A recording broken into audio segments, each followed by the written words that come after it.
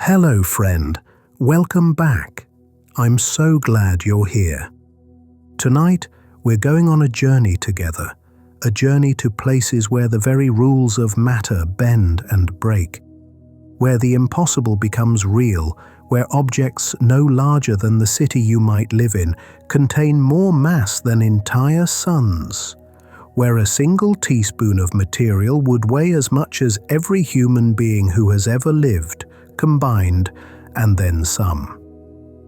We're talking about neutron stars, the densest known objects in the universe, save for black holes themselves.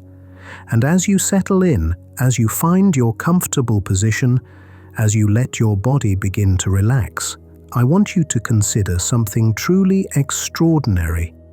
These objects exist. They're not science fiction. They're not mathematical curiosities.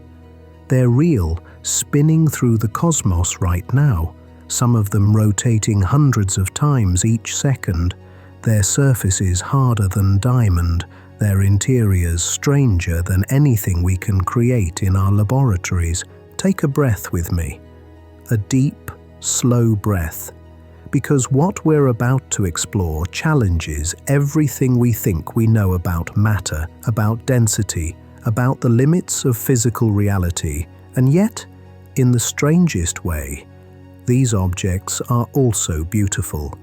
They're the universe showing us what happens when gravity wins, when stars die, when matter is pushed to its absolute breaking point and somehow impossibly holds together. Tonight, you don't need to remember every detail. You don't need to take notes. Just let the story wash over you. Let yourself drift through these cosmic wonders. And if sleep finds you along the way, that's perfect. That's exactly where you should be. Because even in your dreams, you'll carry with you the knowledge that out there, in the depths of space, these incredible objects exist, pulsing their lighthouse beams across the galaxy, spinning at impossible speeds, holding matter in states we're only beginning to understand. So let's begin. Let's travel to the death of stars and see what rises from their ashes. The death of giants.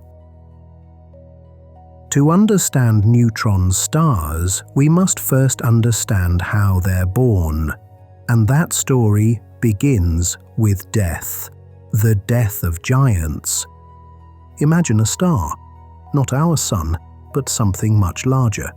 A star that began its life with 10, 15, perhaps 20 times the mass of our own sun. For millions of years, it has burned brilliantly, fusing hydrogen into helium in its core, generating enough outward pressure from that nuclear furnace to hold back the inexorable pull of its own gravity. It's a delicate balance, this life of a star. A constant battle between the force trying to make it collapse and the energy pushing outward, keeping it inflated. But like all battles, this one must eventually end. The star ages. It exhausts the hydrogen in its core and begins fusing helium into carbon and oxygen. Then it fuses those elements into neon, then magnesium, then silicon. Each stage generates less energy than the last. Each stage happens faster. The hydrogen burning that sustained the star for millions of years gives way to helium burning that lasts perhaps 1,000,000 years, then carbon burning for centuries, then silicon burning for mere days. And at the end of this cosmic assembly line sits iron. Iron in the core of the star, accumulating, building up, a dead weight at the center of a dying giant. Iron is special. It's the most stable element in the universe. Fusing iron doesn't release energy. It requires energy.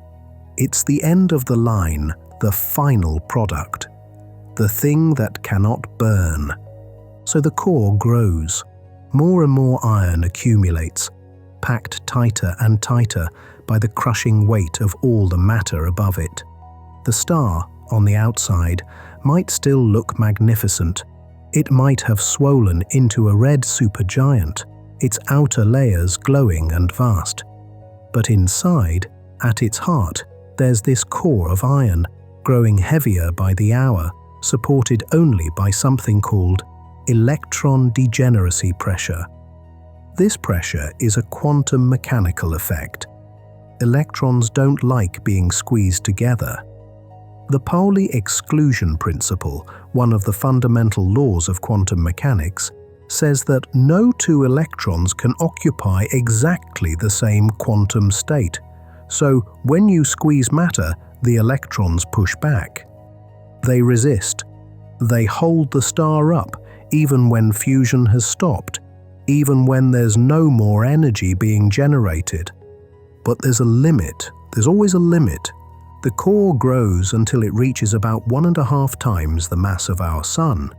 This is called the Chandrasekhar limit, named after the astrophysicist Subrahmanyan Chandrasekhar, who calculated it. At this mass, the electron degeneracy pressure can no longer hold. The quantum wall breaks. The electrons can't push back hard enough against the gravitational collapse.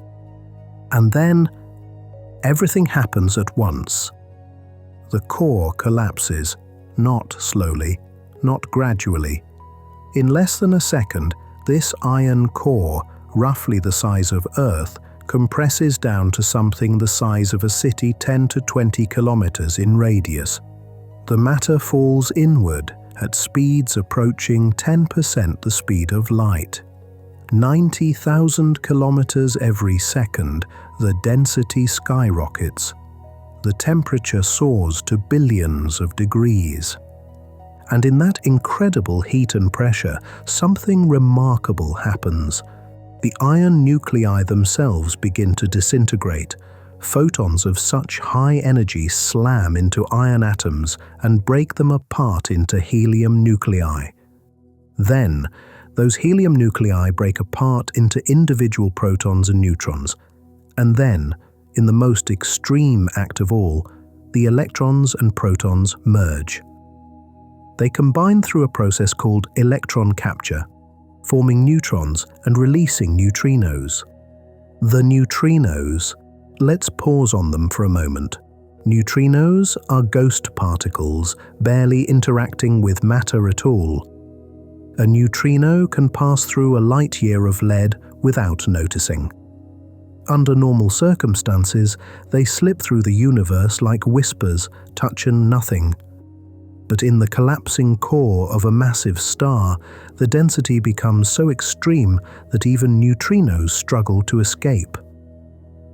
They flood outward, carrying away 99% of the energy released in the collapse.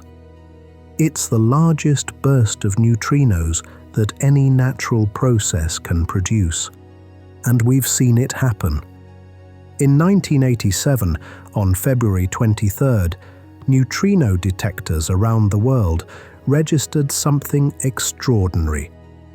Deep underground, in massive tanks of water designed to catch the rare interaction of neutrinos, sensors lit up 19 neutrinos detected in Japan, 8 in Ohio, 5 in Russia.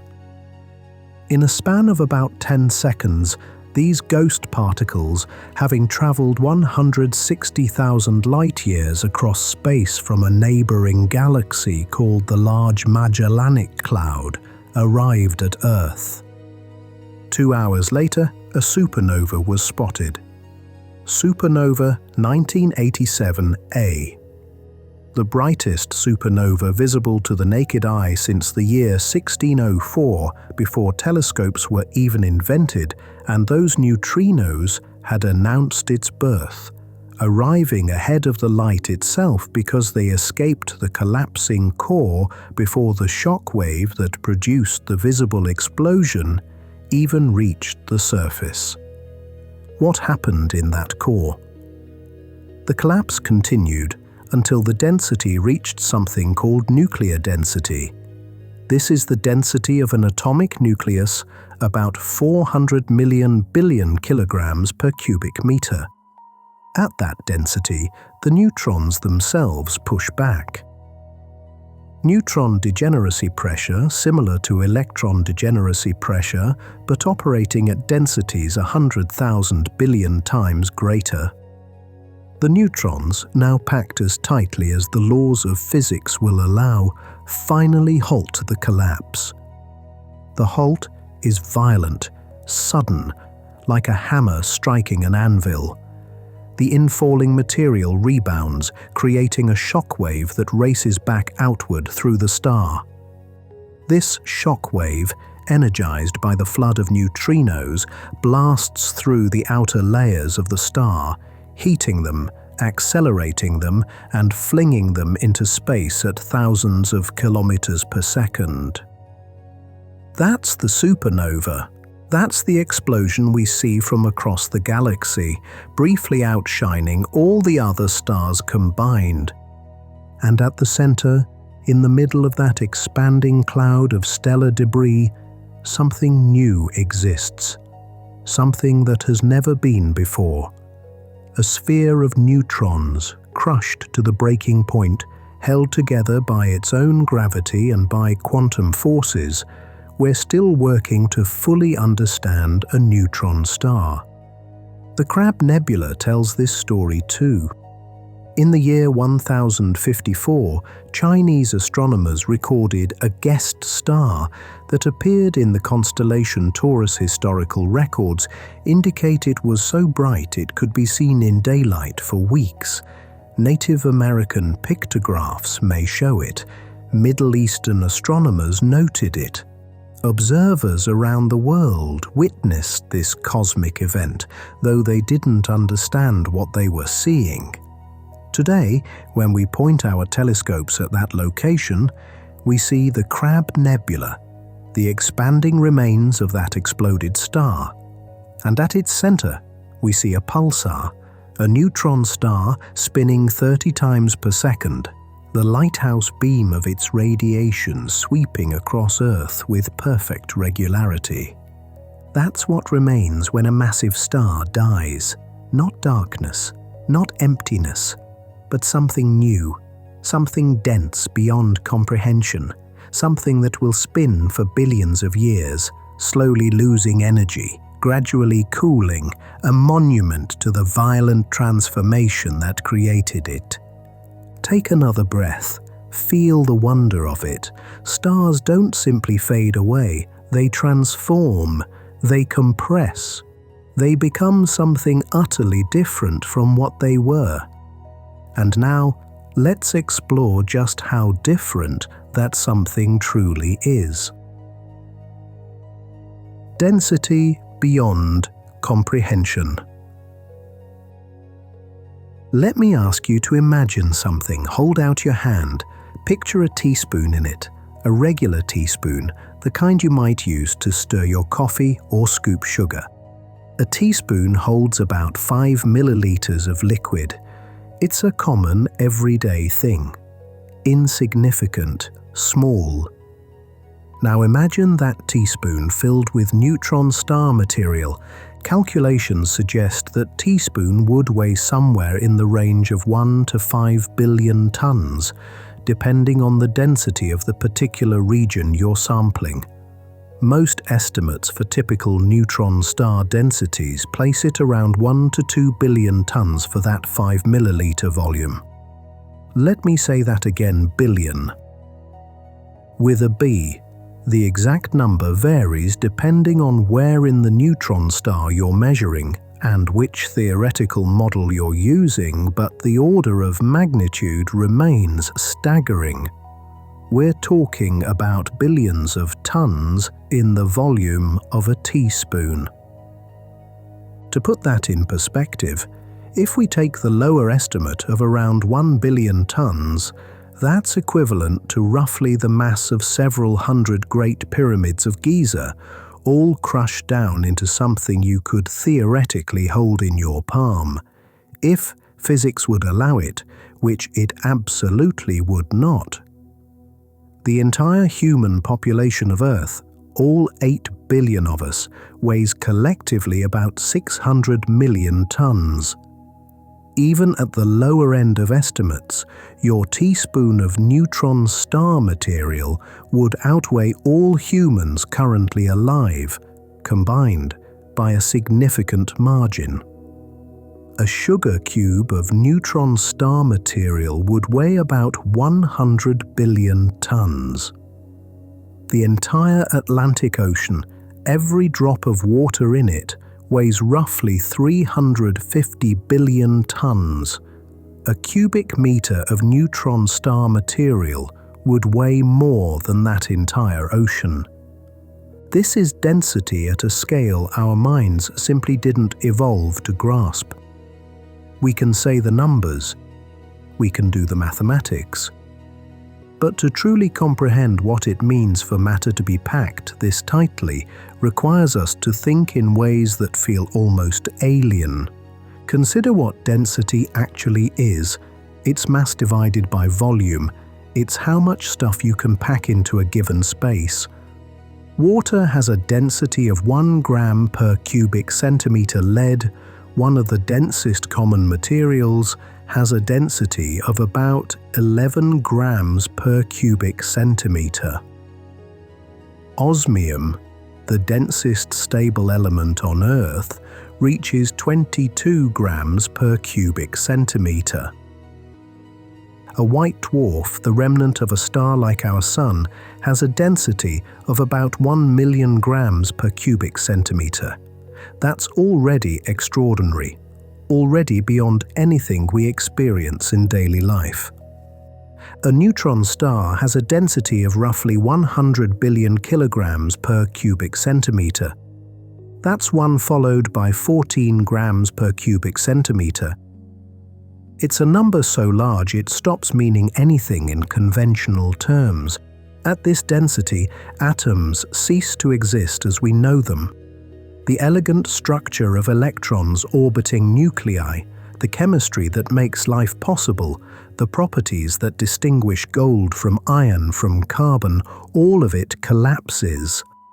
The space inside atoms, the vast quantum emptiness that makes up most of the volume of ordinary matter, gets crushed out of existence. The electrons get pushed into the protons, forming neutrons. The neutrons pack together with no room between them, touching directly, a sea of quantum particles pressed against their neighbors with nowhere else to go. It's like taking all the people on Earth and compressing them into a volume the size of a single grain of sand. Except even that comparison fails to capture the extremity of it. It's like taking the entire Milky Way galaxy and crushing it down to the size of our solar system. It's compression on a scale that warps our intuition. And here's the thing that makes it even more remarkable. This isn't theoretical. This isn't something that might exist if conditions were just right. Neutron stars are out there, thousands of them in our galaxy alone, spinning silently in the darkness, maintaining these impossible densities through nothing more than their own gravity and the quantum mechanical properties of matter. What would happen if you could somehow transport a piece of neutron star material to Earth? This is entirely theoretical, of course, impossible in practice. But if we could, physicists believe it would immediately begin to expand. The immense pressures inside a neutron star are what maintain that extreme density. Here on Earth, those pressures don't exist. The neutron material would be like a compressed spring suddenly released. Based on our understanding of neutron decay and quantum mechanics, it would expand explosively, more violently than any bomb ever built, as the neutrons underwent beta decay and the material tried to return to normal atomic matter. But let's imagine instead that we could somehow keep it stable, keep it compressed in some impossible container. What then? The gravity would be immense. A teaspoon of neutron star material would have the same gravitational pull as a small moon. It would pull everything around it inward. It would sink through the floor, through the earth, pulling matter with it as it fell. A microscopic black hole of sorts, except not quite, because neutron stars avoid that final collapse into a singularity. You couldn't hold it. You couldn't touch it. If you tried to approach it, the tidal forces would tear you apart at the molecular level long before you got close. The difference in gravitational pull between your head and your feet would stretch you like taffy, a process astrophysicists grimly call spaghettification. But we don't need to bring neutron star material here to understand it. We can observe neutron stars from afar, and from those observations, we can deduce their properties, their mass, their radius, their density. And what we find is that these objects push matter to the very edge of what the laws of physics allow. The surface gravity of a neutron star is about 200 billion times stronger than Earth's. If you could somehow stand on the surface of a neutron star, which you absolutely could not, you would weigh 200 billion times more than you do on Earth. An object dropped from just 1 meter above the surface would hit the ground traveling at 2,000 kilometers per second. The impact would happen in less than a microsecond. The escape velocity, the speed needed to break free from a neutron star's gravitational pull, is about 100,000 kilometers per second. That's about a third the speed of light. Nothing slower can ever leave the surface. Even light itself is bent dramatically by the gravity, curving around the star in ways that let you theoretically see part of the far side from where you're standing. This is what density means at its extreme. This is matter pushed to the point where the familiar properties of the physical world no longer apply, where the rules change, where we enter a realm of physics that we can calculate, model, and predict, but never directly experience, where the universe shows us possibilities we never imagined. And yet, for all this extremity, for all this crushing force and impossible compression, neutron stars don't collapse further. They hold, they remain stable, they spin for billions of years, unchanged, a perfect balance between the force trying to compress them further and the quantum resistance of neutrons refusing to be squeezed any tighter. It's beautiful in a way. It's the universe demonstrating that even at the edge of the possible, equilibrium exists. Even in death, even in violence, even in conditions that would destroy everything we know, there is stability. There is order. There is a new kind of existence that endures. Let's go deeper now. Let's descend into the structure of these objects and see what lies beneath that impossibly dense surface. The anatomy of a neutron star. Picture a neutron star in your mind, a sphere typically between 10 and 15 kilometers in radius, about 20 to 30 kilometers across, roughly the size of a large city. Manhattan, for instance, would fit within its diameter. But this is no ordinary sphere. Let's take a journey from the outside in, layer by layer, and discover the strange architecture of these cosmic objects. We begin at the surface. The atmosphere, if you can call it that, is only a few centimeters thick. Observations of young, hot neutron stars suggest this atmosphere can be composed of carbon, Compressed so tightly it forms a layer with properties similar to diamond several centimeters thick, harder than anything we could engineer. The electrons squeezed into quantum states that make the material nearly incompressible. The temperature at the surface can reach 1,000,000 degrees Kelvin, though this is cold compared to the star's birth, when the surface glowed at billions of degrees.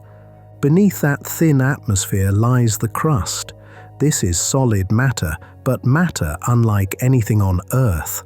The density here starts at about 1,000,000 grams per cubic centimeter and increases as you go deeper. The atoms in the crust are squeezed so tightly that they form a crystal lattice, a rigid structure where nuclei are locked in place, unable to move, but these aren't ordinary nuclei. Under these conditions, atoms become increasingly neutron-rich. Iron becomes iron with extra neutrons. Then nuclei that don't exist anywhere else in the universe. Isotopes that would decay instantly under normal conditions, but are stabilized by the crushing pressure. The crust extends down for about 1 kilometer. As you descend, something remarkable begins to happen. The nuclei can't hold all their neutrons anymore.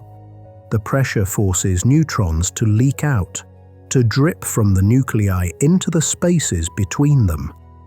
This is called the neutron drip line, and it marks a transition.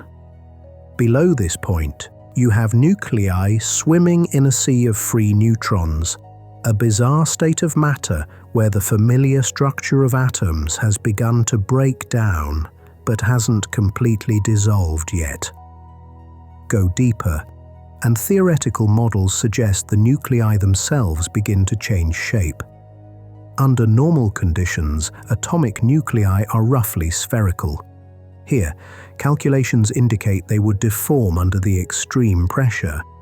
They stretch into elongated shapes, forming structures physicists have nicknamed spaghetti, or they could form sheets like lasagna, or they might hollow out into tubes and tunnels. This hypothetical phase of matter has been called nuclear pasta, and yes, that's the actual scientific term.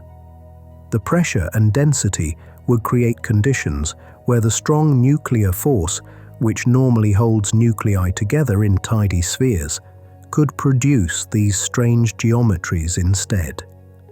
These pasta phases, if they exist, would be stronger than steel, stronger than diamond.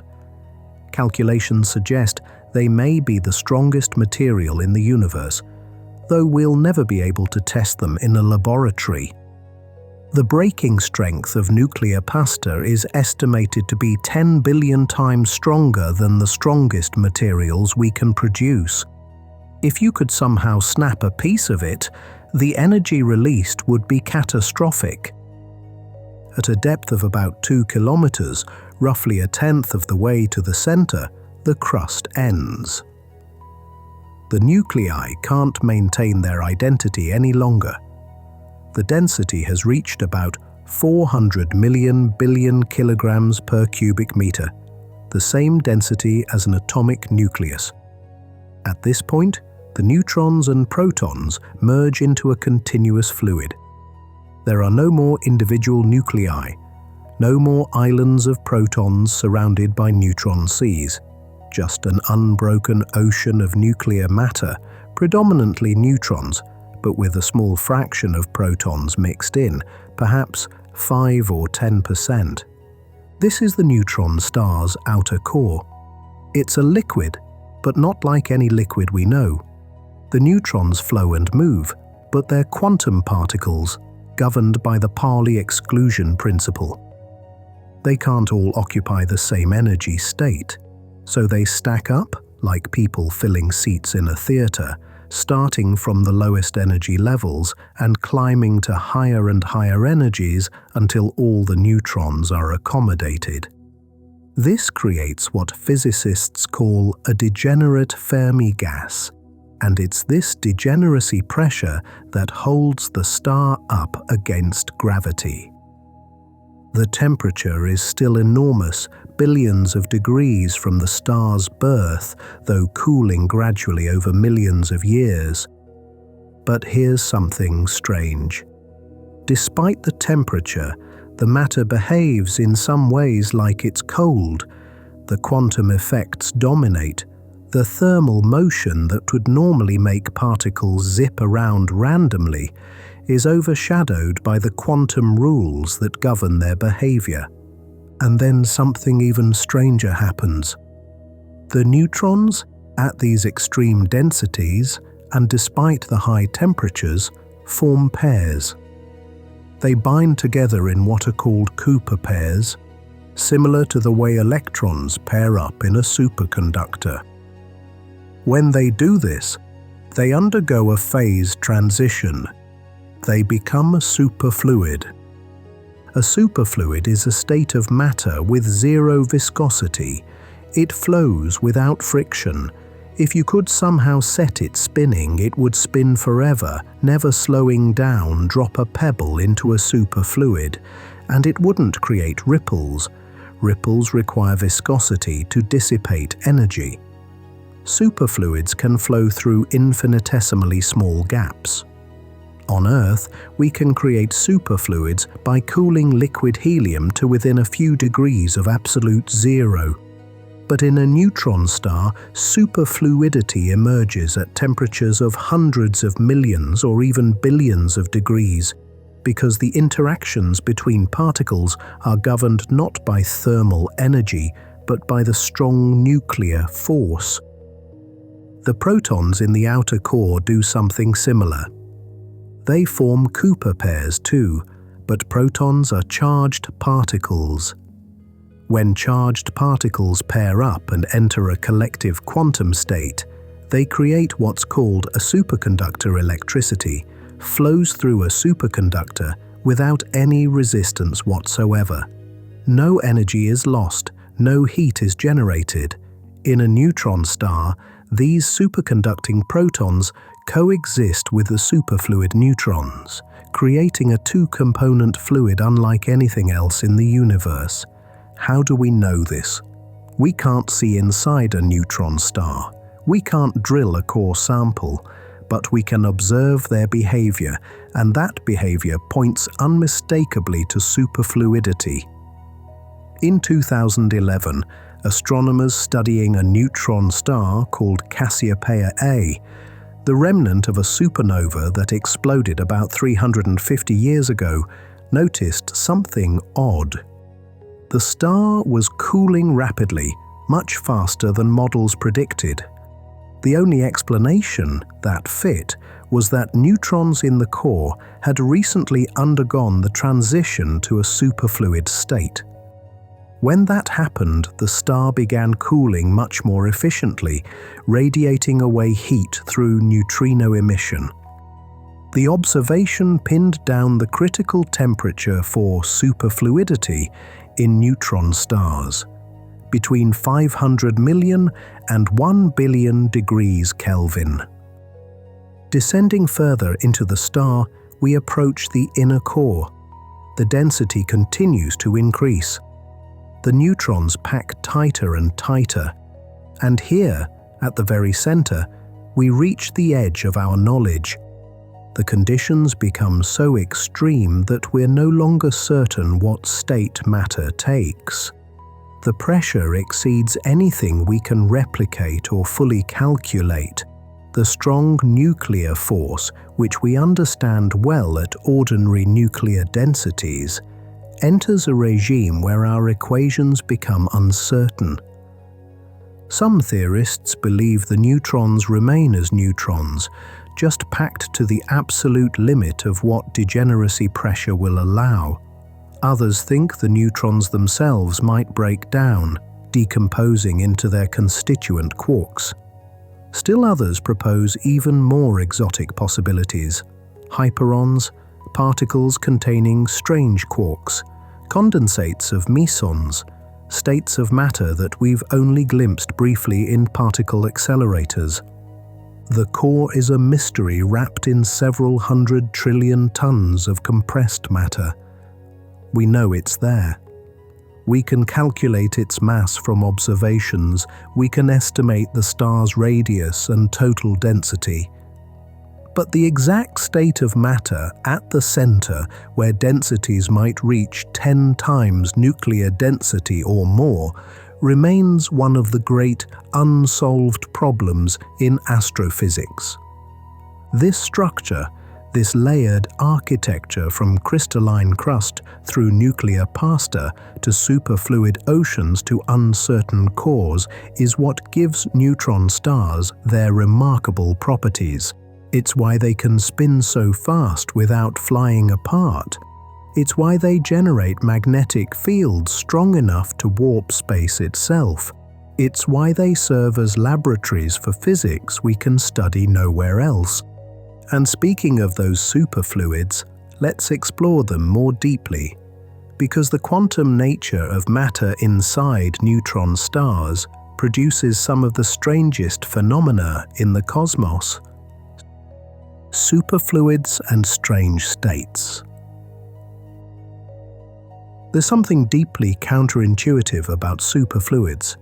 In our everyday experience, all fluids have viscosity. Water flows smoothly, but it has resistance.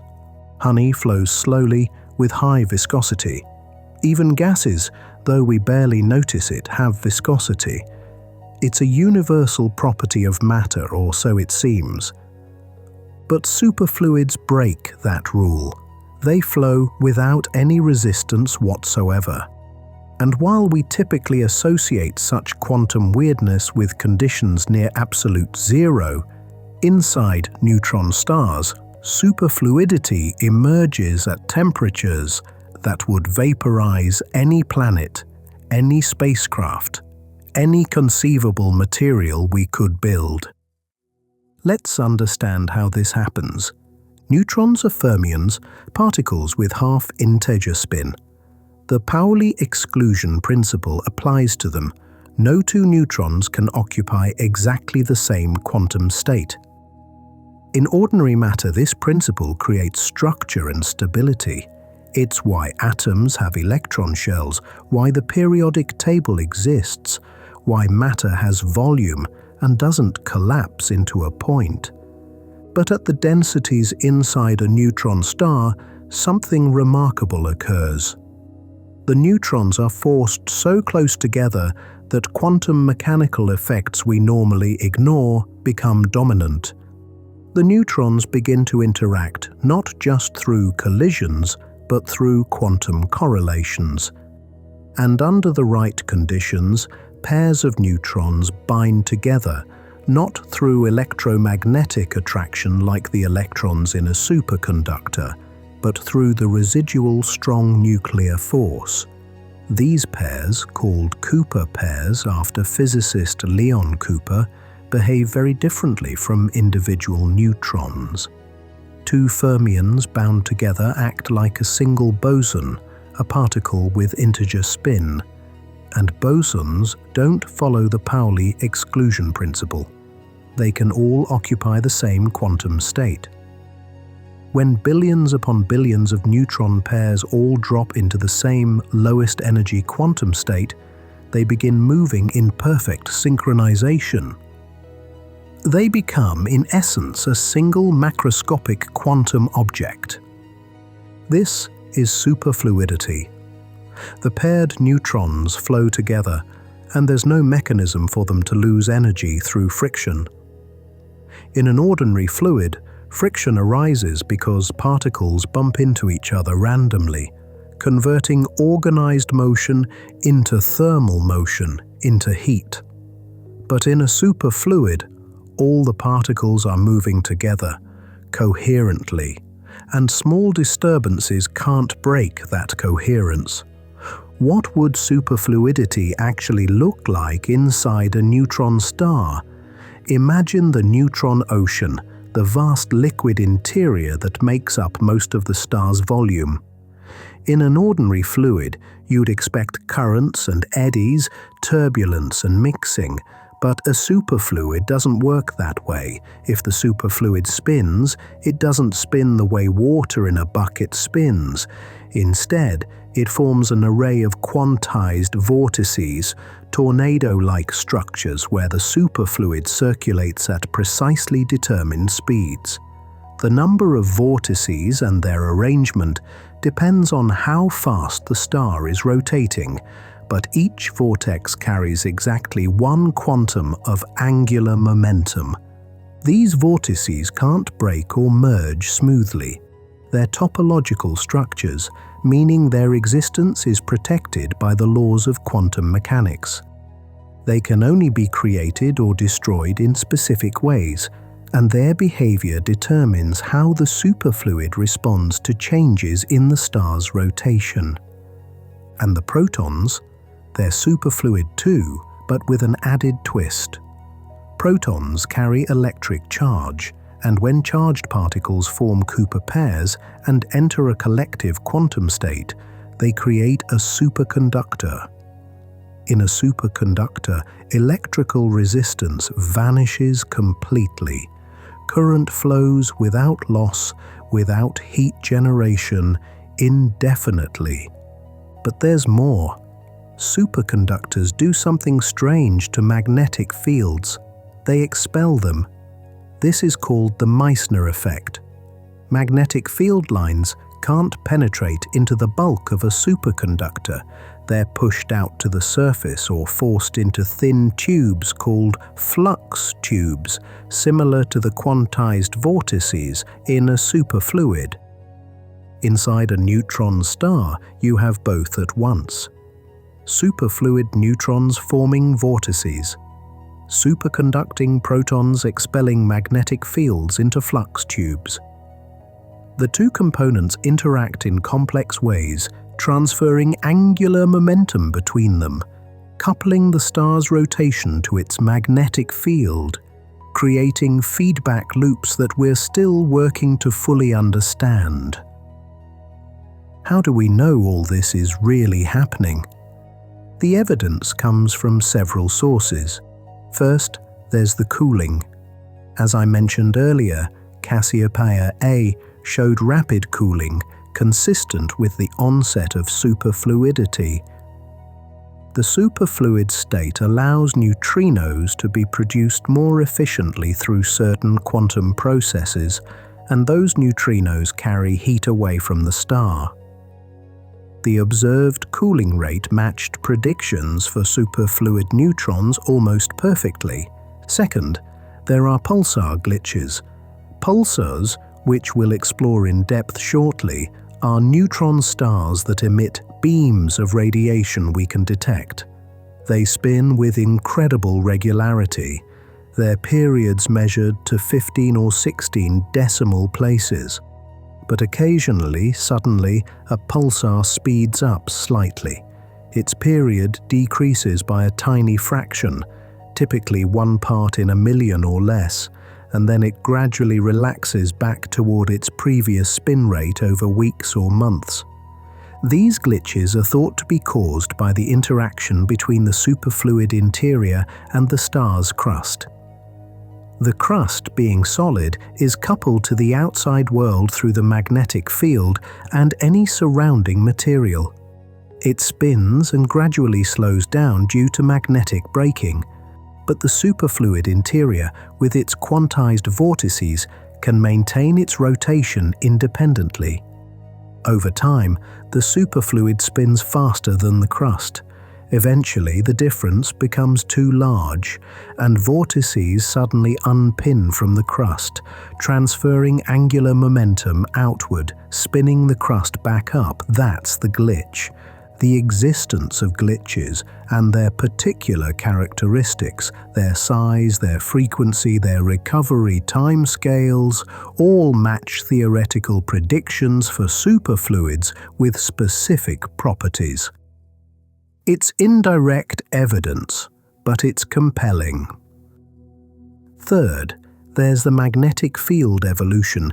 Neutron stars are born with intense magnetic fields, typically trillions of times stronger than Earth's over millions of years. These fields decay. The rate of decay and the pattern of that decay depend on the electrical conductivity inside the star. If the protons are superconducting, the decay happens in a particular way, following particular timescales. Observations of pulsar magnetic field strengths as a function of age match superconductivity models well. What about the core? That's where things get truly exotic. At the highest densities, at the center of the most massive neutron stars, some models predict the formation of color superconductivity. This is a state where quarks rather than nucleons pair up. Quarks carry a property called color charge, which has nothing to do with actual color, but is the charge associated with the strong nuclear force. Normally, quarks are confined inside protons and neutrons by this force. You never see a free quark, but at extreme densities, it's possible that the quarks overlap so much that confinement breaks down. The quarks become deconfined, forming a new phase of matter called quark matter. If these quarks then form Cooper pairs, similar to the neutrons and protons in the outer core, they create color superconductivity. The specific type depends on the density and the flavors of quarks involved. At the very highest densities, theorists predict something called the color-flavor locked phase, where all three colors and all relevant flavors of quarks pair up in a symmetric pattern. This is speculative. We've never observed quark matter directly. Particle accelerators can create it briefly, for billionths of a second, in high-energy collisions that recreate conditions from microseconds after the Big Bang. But in a neutron star, if it exists, it would be stable, permanent. A macroscopic object made of quark matter, sitting at the heart of a star made of neutrons. Recent evidence, which we'll discuss more later, suggests that the most massive neutron stars might indeed have quark matter cores. Not the whole star, but the central region where densities are highest. The transition from hadronic matter to quark matter might happen somewhere deep inside, a phase boundary where neutrons dissolve into their constituent parts. These strange states of matter, superfluids, superconductors, color superconductors, quark matter, are not science fiction. They're predicted by well-tested theories of quantum mechanics and the strong nuclear force. They're supported by observations, by the behavior of neutron stars, by the cooling rates and glitches and magnetic field evolution we measure. And they remind us that the universe is far stranger than our everyday experience suggests. Matter can exist in forms we never encounter on Earth states that seem impossible. Friction-free flow at billions of degrees, electrical conductivity that never fades, phases where the particles we thought were elementary dissolve into something more fundamental, are not only possible but likely, commonplace in the dense cores of dead stars scattered throughout the galaxy. Take a moment, breathe, let the strangeness settle. Because we're about to encounter another remarkable property of neutron stars: their motion, their spin, the way they turn physics into light. Pulsars, the cosmic lighthouses. On November 6, 1967, a graduate student named Jocelyn Bell was analysing data from a radio telescope in Cambridge, England. She noticed something odd, a regular pattern of radio pulses, ticking away with almost perfect precision, arriving every 1.3 seconds. At first, she wondered if it might be interference. Radio telescopes pick up all sorts of signals, broadcasts, satellites, electrical equipment. But this signal was different. It appeared at the same position in the sky every night. It kept perfect time. It didn't behave like any human-made signal. For weeks, she and her supervisor, Anthony Hewish, studied the signal. They ruled out terrestrial sources. They even briefly entertained the idea, half seriously, that it might be a signal from an alien civilization, dubbing it LGM-1 for Little Green Men. But then Bell found another pulsing source, and another, and another. 4 distinct sources, all pulsing regularly, all at different rates, none of them moving like a planet or a spacecraft would.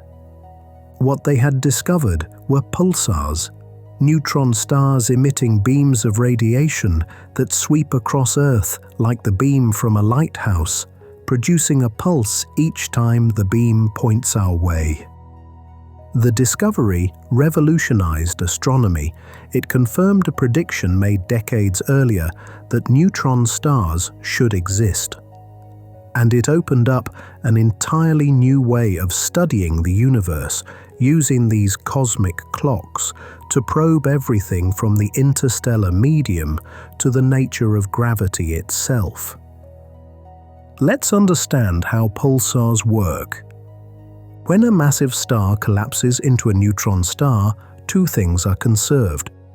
Mass, obviously, the core material compresses but doesn't disappear, and angular momentum. The star was rotating before it collapsed, probably quite slowly, taking weeks or months to complete a single rotation. But as it collapses, as its radius shrinks from something like 1,000,000 kilometers to just 20 kilometers, it spins faster, much faster. This is the same principle figure skaters use when they pull their arms in during a spin.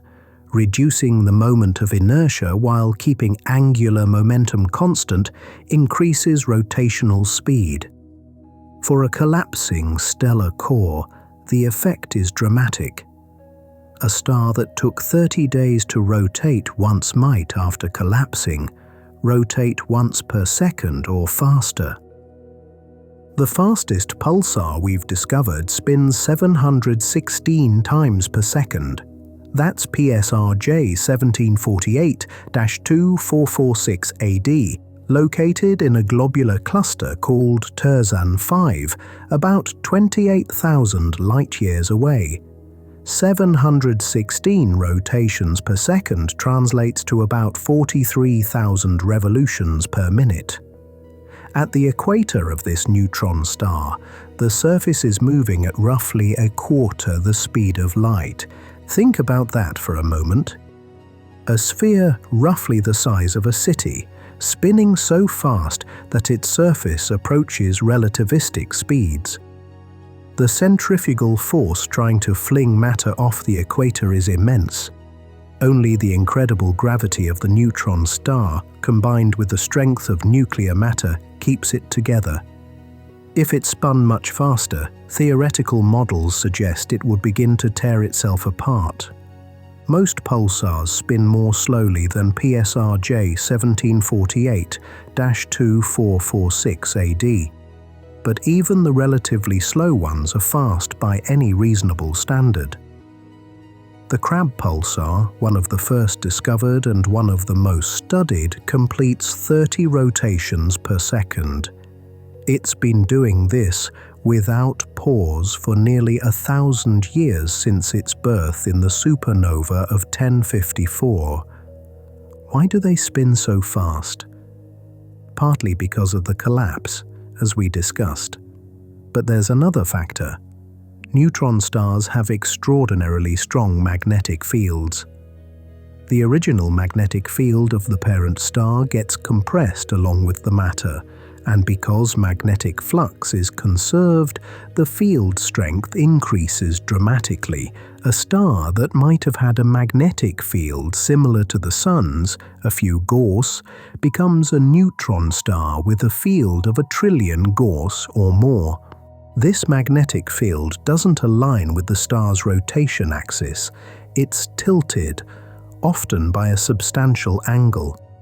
And as the star rotates, the magnetic field rotates with it. Charged particles in the vicinity of the star, trapped by the magnetic field, are accelerated along the field lines toward the magnetic poles.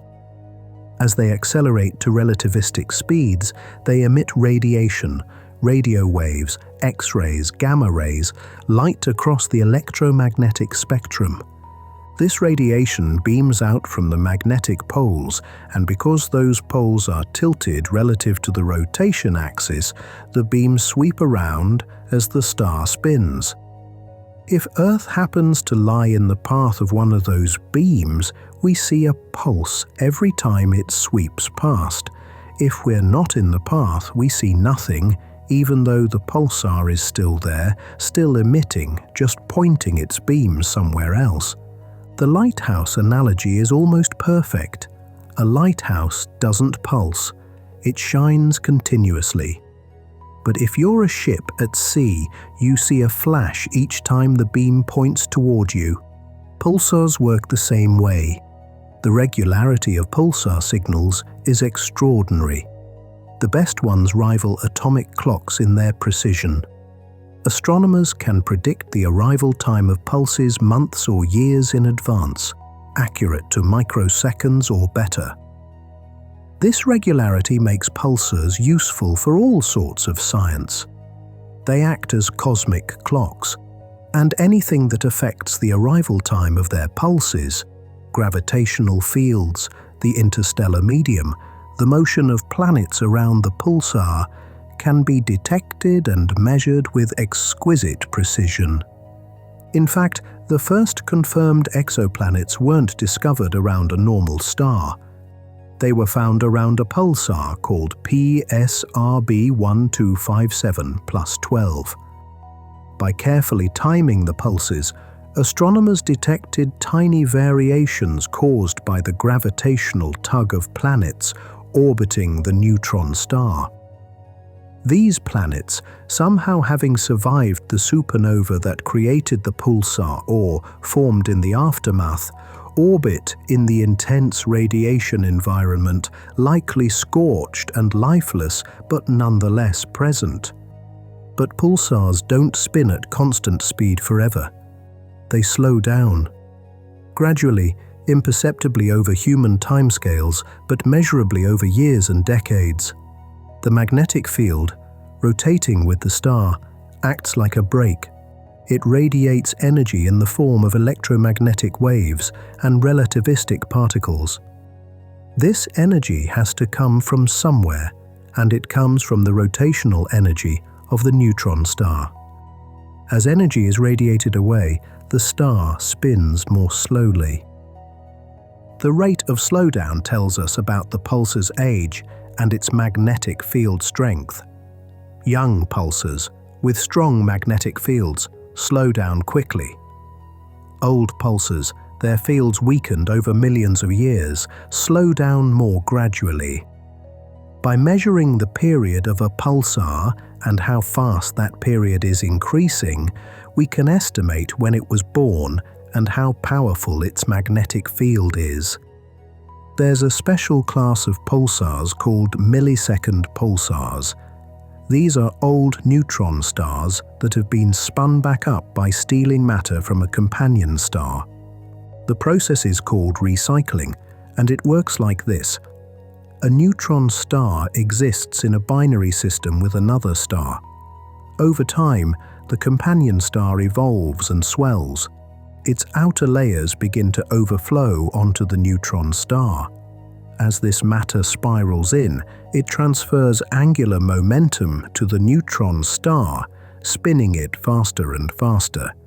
Eventually, the neutron star, reaches speeds of hundreds of rotations per second, becoming a millisecond pulsar. These recycled pulsars are interesting because their magnetic fields are much weaker than normal pulsars. The accretion process somehow buries or weakens the original field. As a result, they spin down much more slowly. A typical millisecond pulsar will take billions of years to slow down significantly. They're the marathoners of the pulsar population, spinning steadily, reliably, for almost the entire age of the universe. Sometimes the companion star doesn't survive the recycling process. The pulsar's radiation and gravitational pull can erode the companion, stripping away its outer layers, evaporating it. These systems are called black widow pulsars, after the spider known for eating its mate. In some cases, the companion is almost entirely destroyed, leaving just a small remnant, perhaps a planet mass object, orbiting the rapidly spinning neutron star. Pulsars have given us some of the most important confirmations of general relativity. In 1974, astronomers Russell Hulse and Joseph Taylor discovered a pulsar in a binary system with another neutron star. The two stars orbit each other every few hours, and the pulsar's signal shows variations caused by the changing gravitational field and Doppler shifts as it moves toward and away from Earth. By carefully analyzing those variations, Hulse and Taylor measured the orbit with incredible precision. General relativity predicts that such a system should emit gravitational waves, ripples in space-time that carry away energy. As the system loses energy, the orbit should shrink. The two stars should spiral closer together. The orbital period should decrease at a specific, calculable rate. And that's exactly what they observed. Over years of measurements, the orbital period decreased precisely as Einstein's equations predicted. It was the first indirect evidence for gravitational waves, decades before LIGO would detect them directly. Hulse and Taylor received the Nobel Prize in 1993 for this work. Today, astronomers have catalogued over 2,000 pulsars, and the number continues to grow with new surveys. They come in many varieties: radio pulsars, emitting primarily in radio waves; X-ray pulsars, powered by accretion from companions; gamma-ray pulsars, visible to telescopes like Fermi that observe the highest energy light. Some pulsars are isolated, spinning alone in space. Others are in binary systems, interacting with companions in complex ways. But there's an even more extreme version of a neutron star, one with magnetic fields so strong they dominate everything else.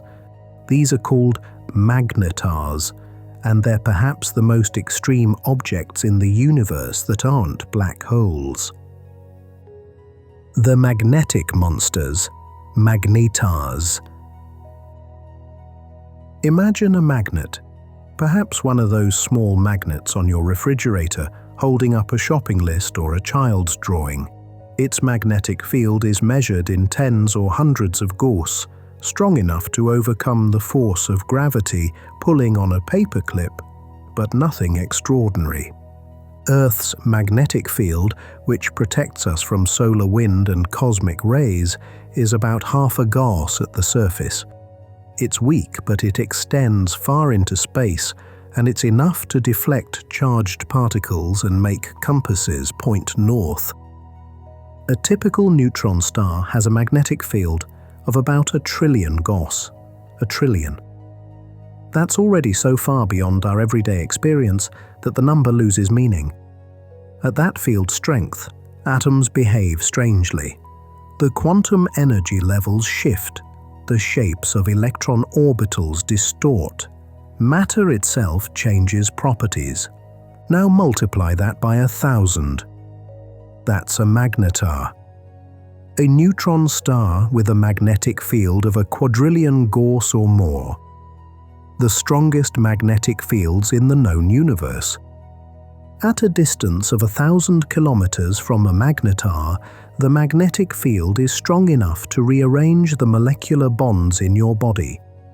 At 100 kilometers, it would distort the electron clouds of atoms, making chemistry impossible. Closer still, and the magnetic forces exceed the electromagnetic forces that hold atoms together. Matter stops being matter as we know it. We've discovered about 30 magnetars in our galaxy. They're rare, perhaps one in every few hundred neutron stars. They're also young, typically less than 10,000 years old, which is an infant by stellar standards, and they're active in ways that ordinary neutron stars aren't. Magnetars have outbursts, sudden, violent releases of energy in the form of X-rays and gamma rays. These outbursts can last for milliseconds or for months. During an outburst, a magnetar can emit more energy in a fraction of a second than the Sun emits in years. The most powerful outburst ever recorded came from a magnetar called SGR 1806-20 on December 27, 2004. The burst lasted about 1/10 of a second. Based on the gamma-ray flux measured by satellites, astronomers calculated it released an extraordinary amount of energy. In that brief moment, it emitted more energy than the Sun produces in several 100,000 years, though estimates vary depending on the precise distance to the magnetar. The gamma rays from this event, traveling across about 50,000 light-years of space, hit Earth's atmosphere and ionized the upper layers, disrupting radio communications. Satellites were blinded. Instruments saturated. It was, by far, the brightest gamma-ray event ever recorded from beyond our solar system. If SGR 1806-20 had been just 10 light-years away instead of 50,000, the burst might have stripped away Earth's ozone layer and caused a mass extinction. Fortunately, magnetars are rare, and space is vast. The chance of one going off close enough to harm us is vanishingly small. What causes these outbursts? The magnetic field itself. The field is so strong that it stresses the crust of the neutron star.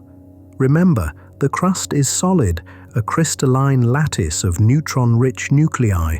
As the magnetic field evolves, as it twists and reconfigures, it puts strain on the crust. Eventually, that strain becomes too much. The crust cracks, a starquake, similar to an earthquake, but involving nuclear matter under conditions of extreme gravity and magnetic stress. When the crust cracks, it releases energy. Magnetic field lines, which had been anchored in the crust, suddenly rearrange.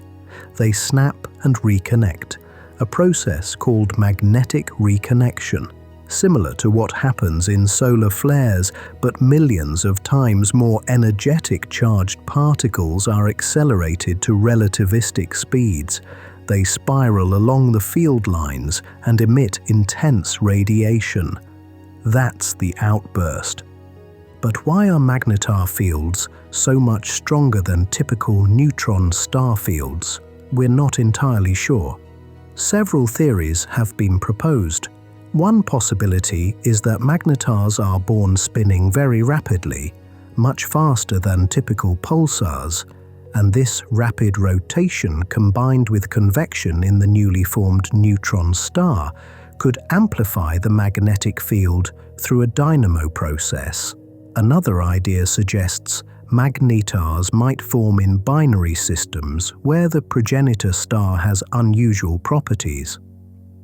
A third hypothesis proposes that the collapse itself, if it's particularly asymmetric, or if the star was already strongly magnetized, might generate these ultra-strong fields through flux conservation and amplification. The truth likely involves a combination of factors, or perhaps mechanisms we haven't fully understood yet. It remains an active area of research, with new observations and theoretical models continuing to refine our understanding. Magnetars don't last long in their highly magnetized state. The magnetic field decays over thousands of years, gradually weakening. As it does, the magnetar becomes less active, its outbursts less frequent and less powerful. Eventually, after 10,000 or 20,000 years, it transitions into a more ordinary neutron star, still spinning, still magnetized, but no longer in the extreme regime that defines magnetars. Some astronomers think that many, perhaps most, of the neutron stars we see today were once magnetars.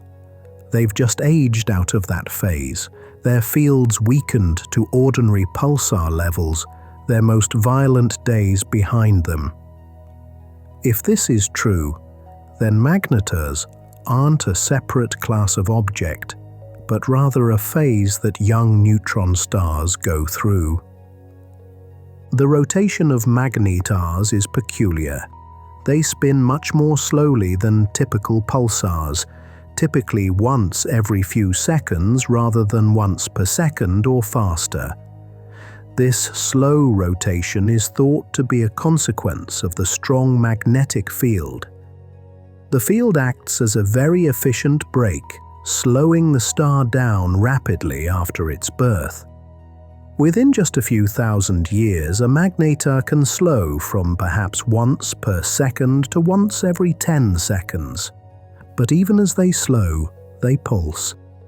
Many magnetars have been detected as X-ray pulsars, their radiation beaming out as they rotate. The pulses are less regular than radio pulsars, often showing variations and instabilities, but they're still periodic, still tied to the star's rotation. Magnetars also produce something called persistent emission. Unlike outbursts, which are sudden and temporary, persistent emission is continuous.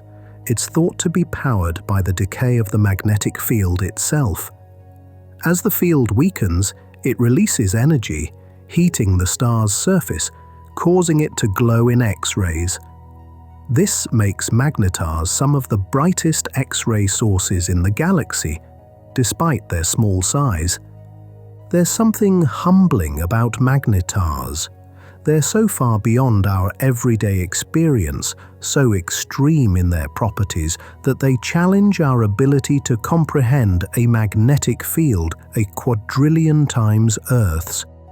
Starquakes that release more energy than the sun produces in centuries. Matter behaving in ways that we've never seen in laboratories and probably never will. And yet they're real. They exist. Right now, scattered throughout our galaxy, there are magnetars spinning in the darkness, their fields twisting and evolving, occasionally erupting in flashes of gamma rays that propagate across light years, invisible to our eyes but detectable by our instruments. They're a reminder that the universe operates on scales and in regimes we barely touch, that there are forces and energies out there that dwarf anything we can create or control, and that even in death, even as remnants of exploded stars, these objects continue to astonish us, continue to push the boundaries of what we know is possible. Let's descend even further into the mystery. Let's explore the cause of these objects and ask what happens when neutrons themselves can't withstand the pressure. Quark cores and exotic possibilities. We've talked about the layers of a neutron star, the crystalline crust, the nuclear pasta, the superfluid ocean of neutrons in the outer core. But what about the very center, the innermost region where densities and pressures reach their absolute maximum. What happens there? For decades, this was pure speculation. We simply didn't know. The strong nuclear force, which governs how neutrons and protons interact, is well understood at ordinary nuclear densities. We can calculate how nuclei behave, how nuclear reactions proceed. But at densities several times higher than an atomic nucleus, our equations become uncertain. We're extrapolating into regimes we've never tested experimentally. But in 2020, something remarkable happened. A team of physicists published a paper in the journal Nature Physics, presenting evidence that the cores of the most massive neutron stars contain quark matter, not neutron matter. Quark matter. The neutrons themselves have dissolved into their constituent particles. Let's understand what this means. Neutrons are composite particles.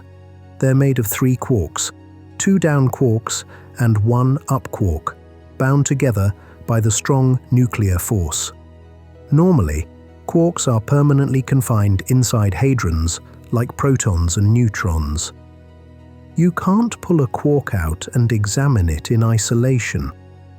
The force holding quarks together actually gets stronger as you try to separate them, and if you apply enough energy, you'll create new quark-antiquark pairs rather than freeing the original quarks.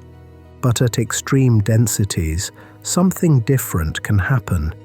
The neutrons get squeezed so close together that they overlap. The boundaries between individual neutrons blur.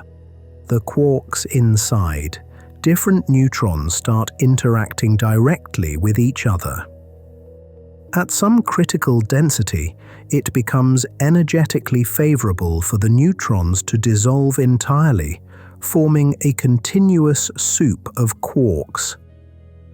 This is called deconfinement. The quarks are no longer confined within individual neutrons. They're free to move throughout the core, though still bound by the strong force in a collective way. The core becomes quark matter, a state that has only been created briefly in particle accelerators here on Earth when gold nuclei or lead nuclei are smashed together at nearly the speed of light. How did the researchers find evidence for this? They combined 3 things. First, theoretical calculations of how quark matter should behave, based on quantum chromodynamics, the theory of the strong force. Second, theoretical calculations of how neutron matter should behave, based on nuclear physics. And third, observational data from neutron stars.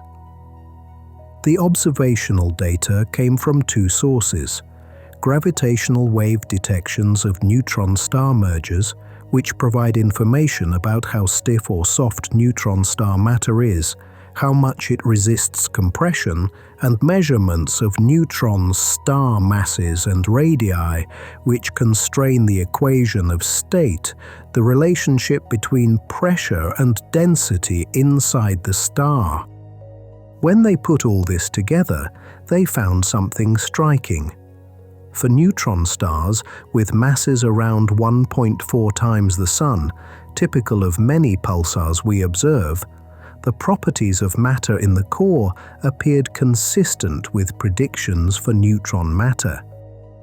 No quark matter seemed necessary, but for the most massive neutron stars, those with masses around 2 solar masses or more, the analysis suggested the cores showed characteristics more consistent with quark matter than with pure neutron matter. The speed of sound in the core, a critical parameter, approached values expected for quark matter. The density reached levels where, according to quantum chromodynamics, deconfinement could occur. It wasn't definitive proof. You can't prove something with certainty when you're dealing with the interiors of objects you can't observe directly, but it was compelling evidence. Based on this analysis, the most massive neutron stars likely contain quark matter cores with radii of several kilometers, perhaps half the total radius of the star. If true, this means that quark matter isn't just a theoretical possibility or a fleeting state created in colliders.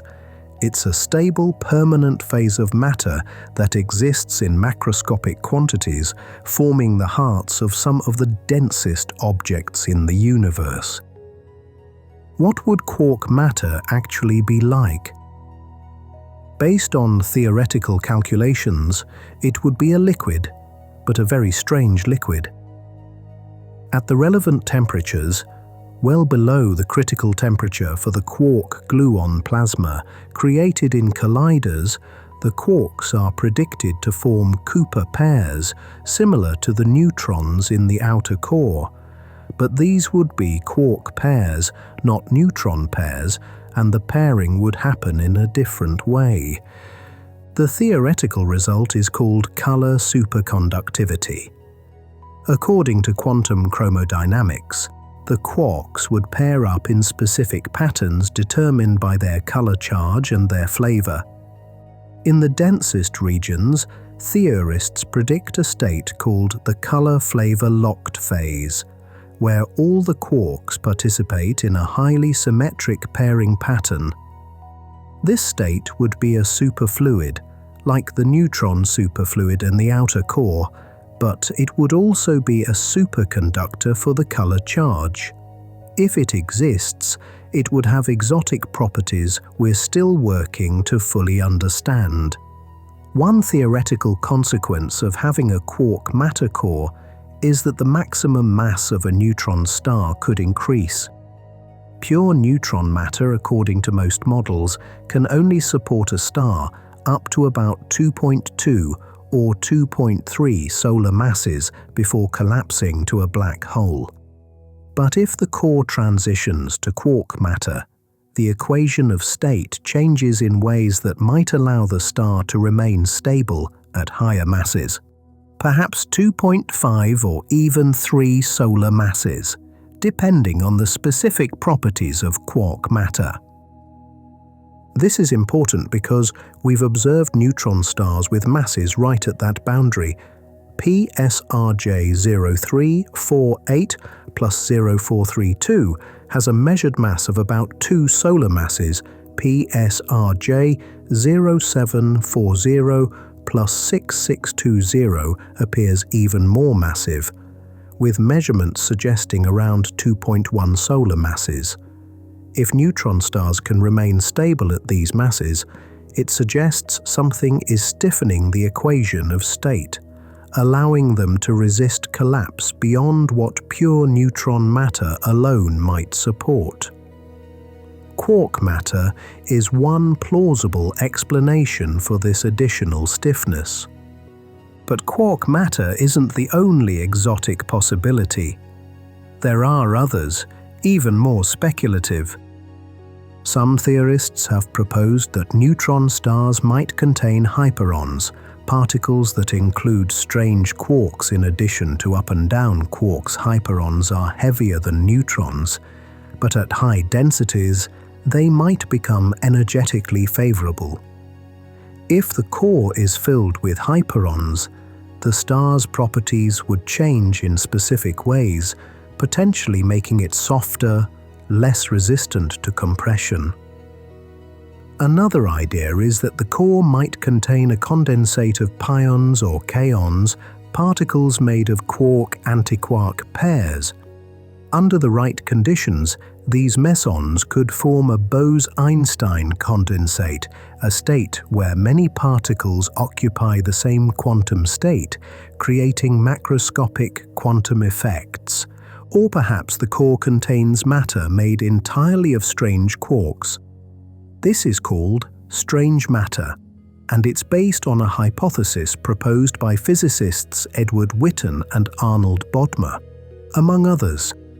The idea is that under certain conditions, matter consisting of up, down, and strange quarks in roughly equal proportions might actually be more stable than ordinary nuclear matter. If the hypothesis is correct, then a neutron star could potentially transition to a strange star, an object made entirely of strange quark matter, with only a thin crust of ordinary matter on the surface. Strange stars, if they exist, would have some unusual properties. They'd be slightly smaller and denser than neutron stars for the same mass. Their surfaces would be extraordinarily smooth, crystalline, strange matter with no atmosphere. And they might be absolutely stable, meaning they'd never decay or transform into something else, even in the vacuum of space. A few candidates for strange stars have been proposed based on unusual observational properties. One is RxJ 1856.5-3754, a nearby neutron star that appears smaller and cooler than standard neutron star models would predict. Some researchers have suggested that if it's a strange star rather than a conventional neutron star, that could explain the discrepancy. Another candidate is 3C58, a pulsar in the remnant of a supernova observed in the year 1181. It's significantly cooler than theoretical models predict for an ordinary neutron star of its age, which some interpret as potentially indicating strange matter in its core, cooling it more efficiently. However, these candidates remain unconfirmed. Alternative explanations exist for their unusual properties within the framework of conventional neutron stars, with different equations of state or thermal histories. Strange stars remain hypothetical, intriguing possibilities supported by some theoretical frameworks, but not yet proven by definitive observation. The boundary between what we know and what we speculate is fuzzy when it comes to neutron star interiors. We know they're made mostly of neutrons. We have strong evidence for superfluidity and superconductivity. We have reasonable evidence for quark matter in the cores of massive neutron stars. Beyond that, we're venturing into possibilities that are consistent with physics, but not yet confirmed. And that's okay. That's how science works. We observe, we calculate, we propose ideas, and we test them against new data. Each new neutron star we discover, each gravitational wave event we detect, each X-ray observation that reveals a star's temperature or radius gives us more information. The picture becomes clearer. The uncertainties shrink. What we know for certain is that neutron stars push matter to its limits. They create conditions that we cannot replicate, that we can only study by observing the cosmos itself, and in doing so, they teach us about physics in regimes we could never explore otherwise. They are, in a very real sense, nature's laboratories for extreme physics. And now, let's push even further. Let's ask whether there might be objects even stranger than neutron stars. Objects that take the weirdness we've discussed and amplify it. Beyond neutron stars. Exotic possibilities. Neutron stars occupy a special place in the cosmic hierarchy. They're the densest stable objects we know of, more massive than white dwarfs, less enigmatic than black holes. But physics, in its infinite creativity, suggests that other possibilities might exist.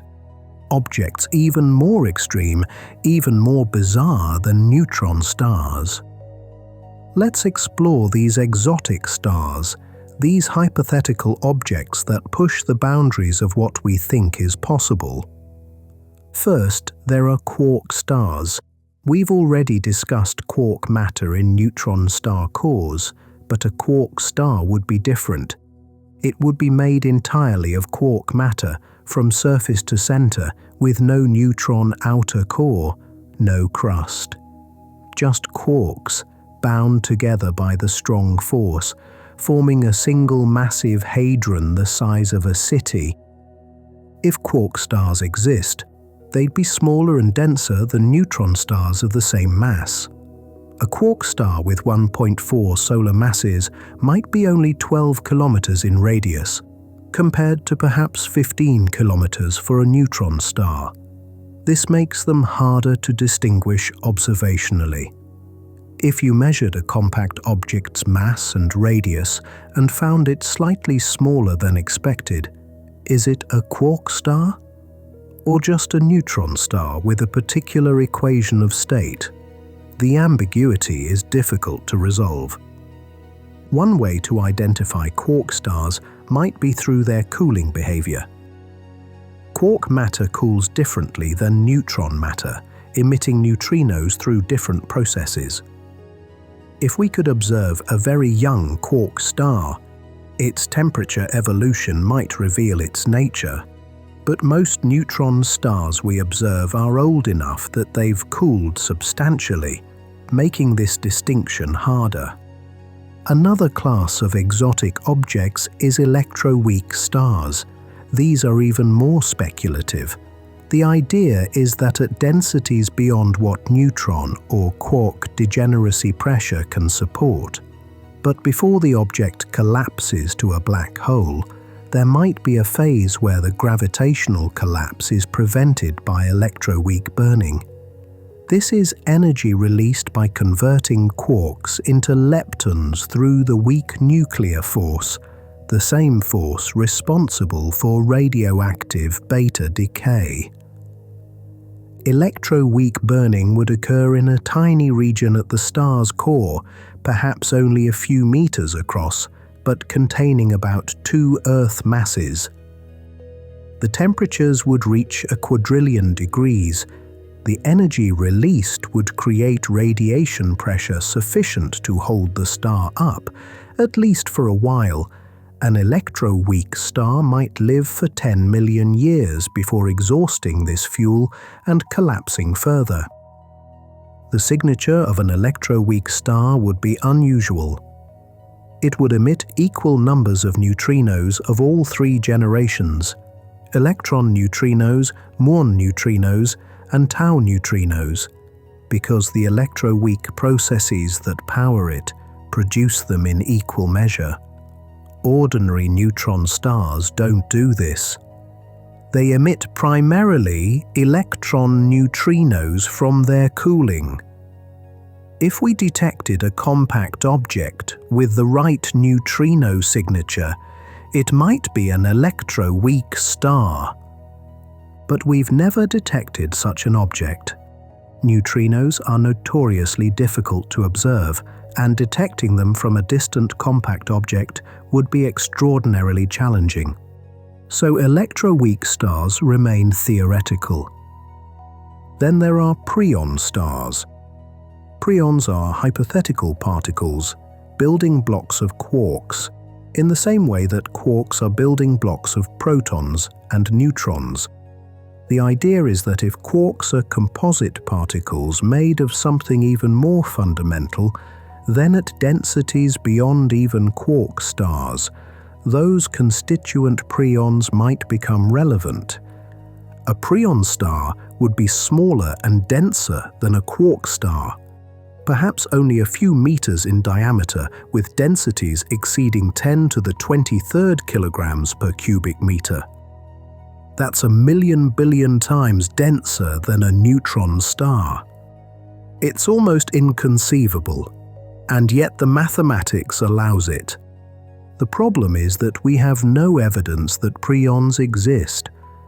Experiments at particle accelerators, including the Large Hadron Collider, have probed quarks and leptons to extraordinarily small distance scales, and they show no sign of internal structure.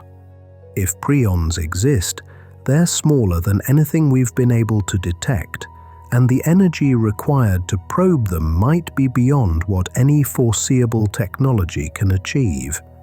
So preon stars are extremely speculative. They're more a thought experiment than a serious prediction. Still, physics doesn't forbid them, and in a universe as vast and diverse as ours, it's worth considering all possibilities. Another exotic possibility is boson stars.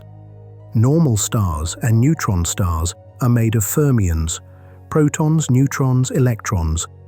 Fermions follow the Pauli exclusion principle, but bosons don't.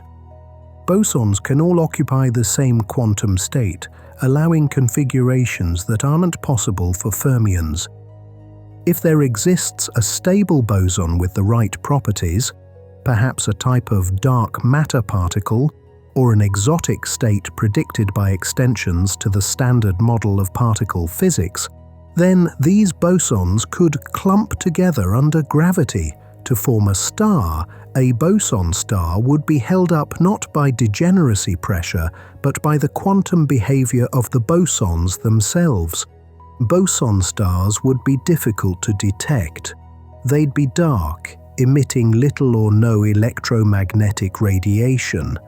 They might be transparent, with light passing through them with minimal scattering, but they'd have mass and therefore gravity. They'd bend light around them. They'd emit gravitational waves if they collided.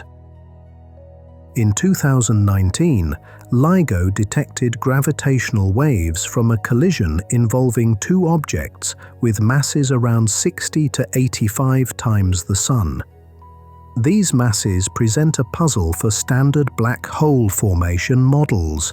They're larger than what we'd typically expect from stellar collapse alone. Some physicists have suggested that perhaps these weren't black holes at all. Perhaps they could have been boson stars.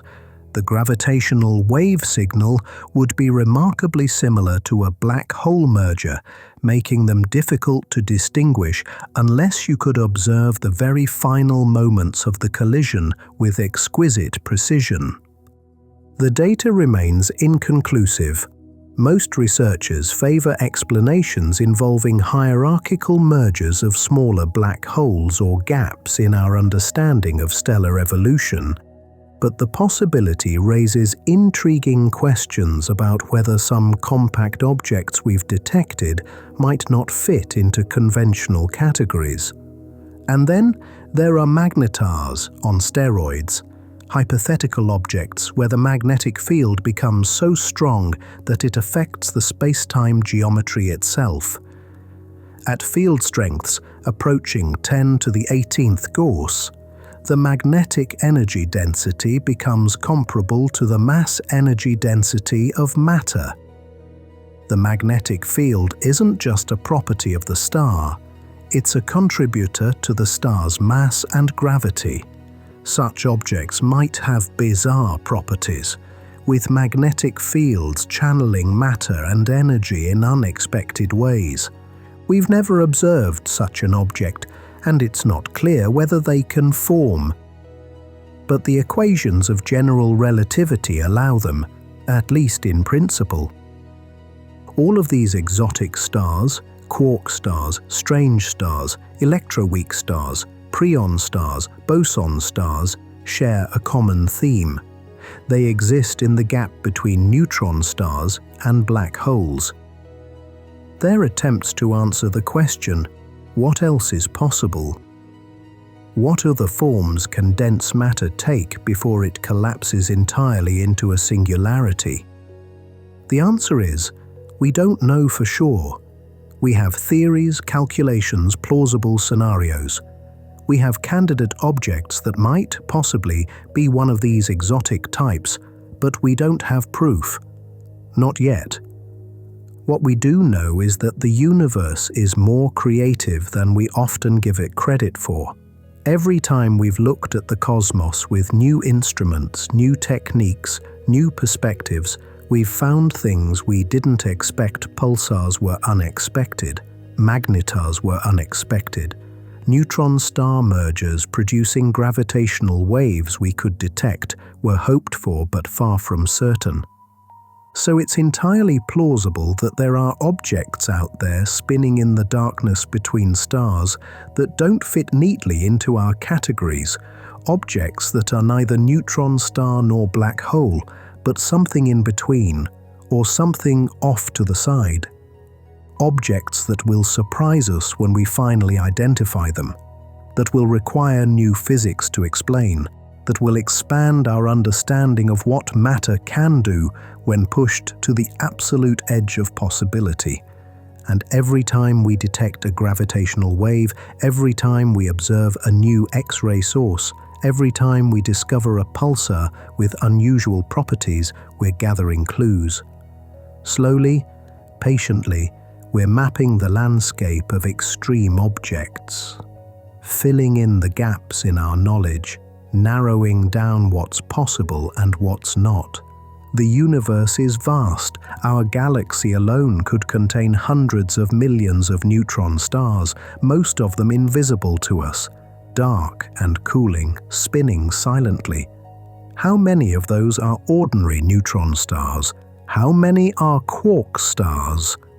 How many are strange stars, magnetars past their active phase, or objects we haven't even imagined yet? We'll find out, given time, given better telescopes, given more gravitational wave detectors and more computational power to analyze the data. We'll find out the answers are out there, literally written in the stars. We just have to look. Let's turn now to a dramatic event, one that teaches us about neutron star interiors and also about the origin of the elements that make up our world. Let's talk about what happens when neutron stars collide. Neutron star collisions, cosmic alchemy. On August 17, 2017, something extraordinary happened. Two neutron stars orbiting each other in a distant galaxy 130 million light-years away finally merged. They'd been spiraling closer for billions of years, their orbit decaying as they emitted gravitational waves, losing energy, falling inexorably toward each other. And then, in a fraction of a second, they collided. The gravitational wave detectors LIGO and Virgo felt it.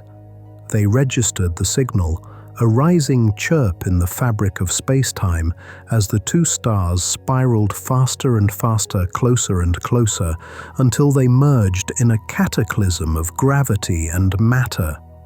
The signal lasted about 100 seconds, the oscillations increasing in frequency and amplitude until they cut off sharply at the moment of merger.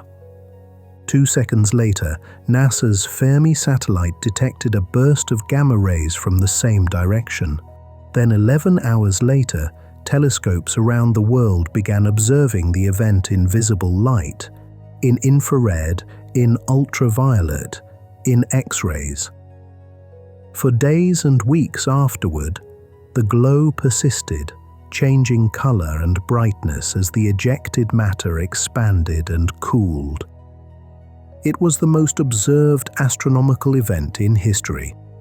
70 observatories on 7 continents and in space, covering the entire electromagnetic spectrum from radio waves to gamma rays, studied this single merger. And what we learned from it revolutionized our understanding of neutron stars and the universe.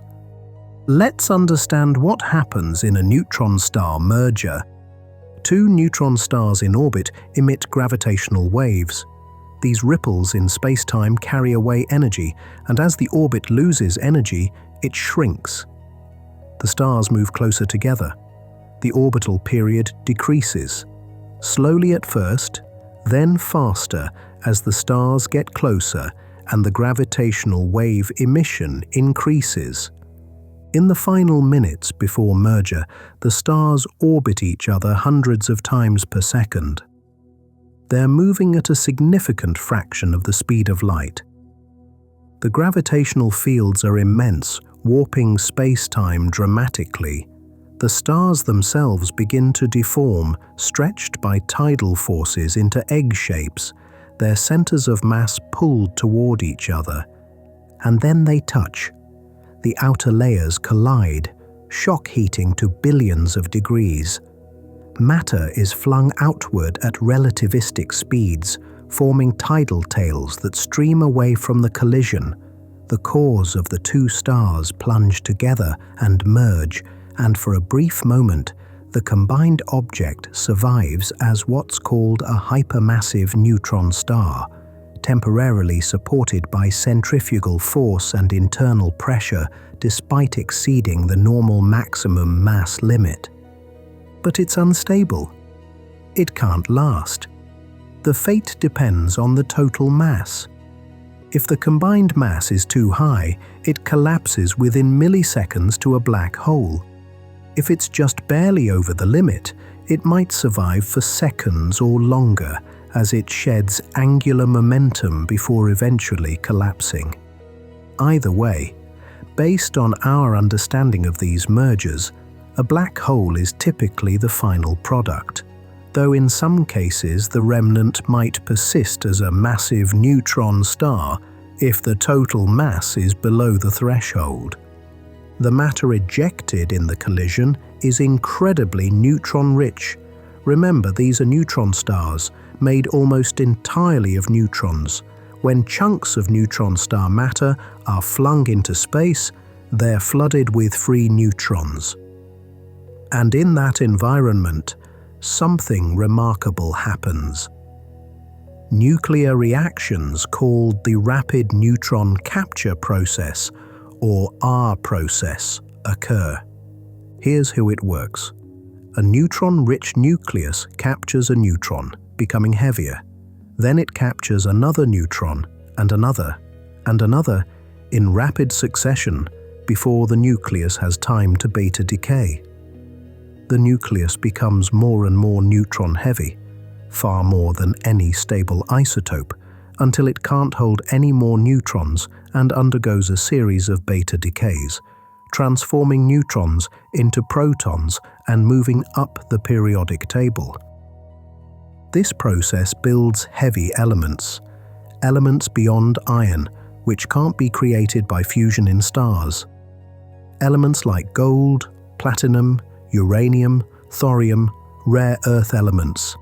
All the heavy stuff that makes up a tiny fraction of the universe but is critically important for technology and, in some cases, for life. For decades, astronomers knew that R-process elements existed. They're found in the solar system, in meteorites, in Earth's crust. We mine them, we use them. But where did they come from? Supernovae were the presumed source, but models of supernova nucleosynthesis couldn't quite produce enough R-process elements to match observations.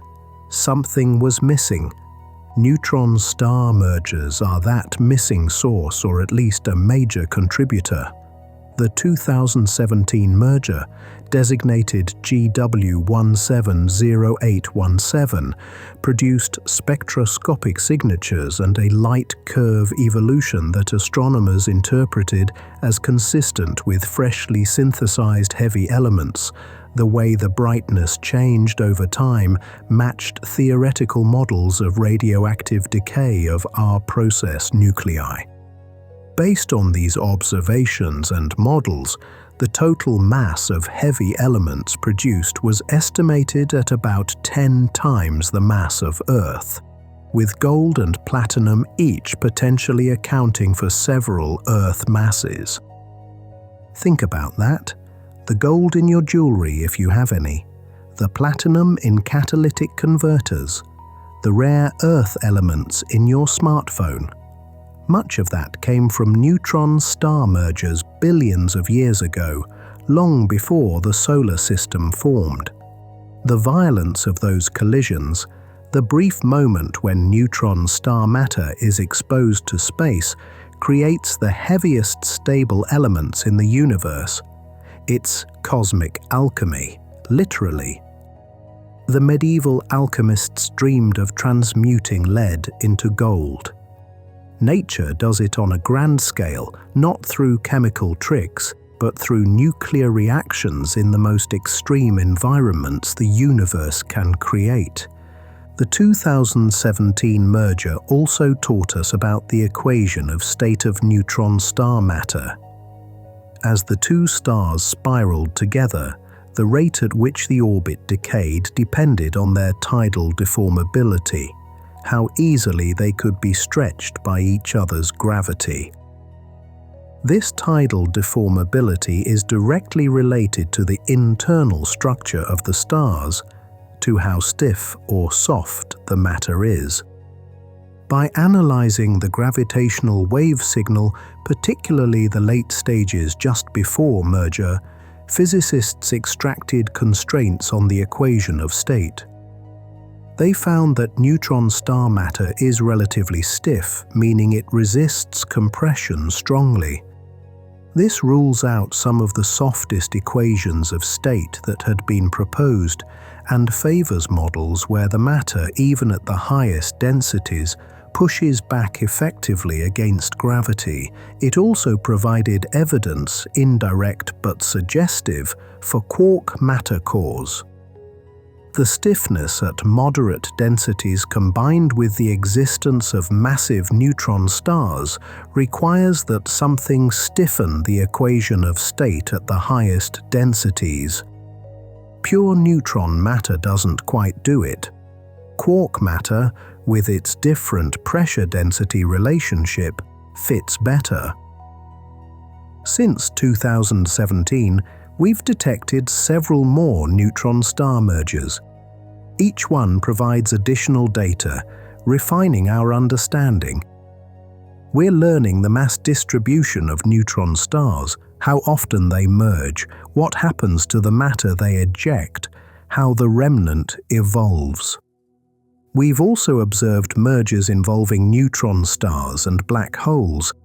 These are slightly different, but they also eject matter, also produce gravitational waves, also teach us about dense matter and strong gravity.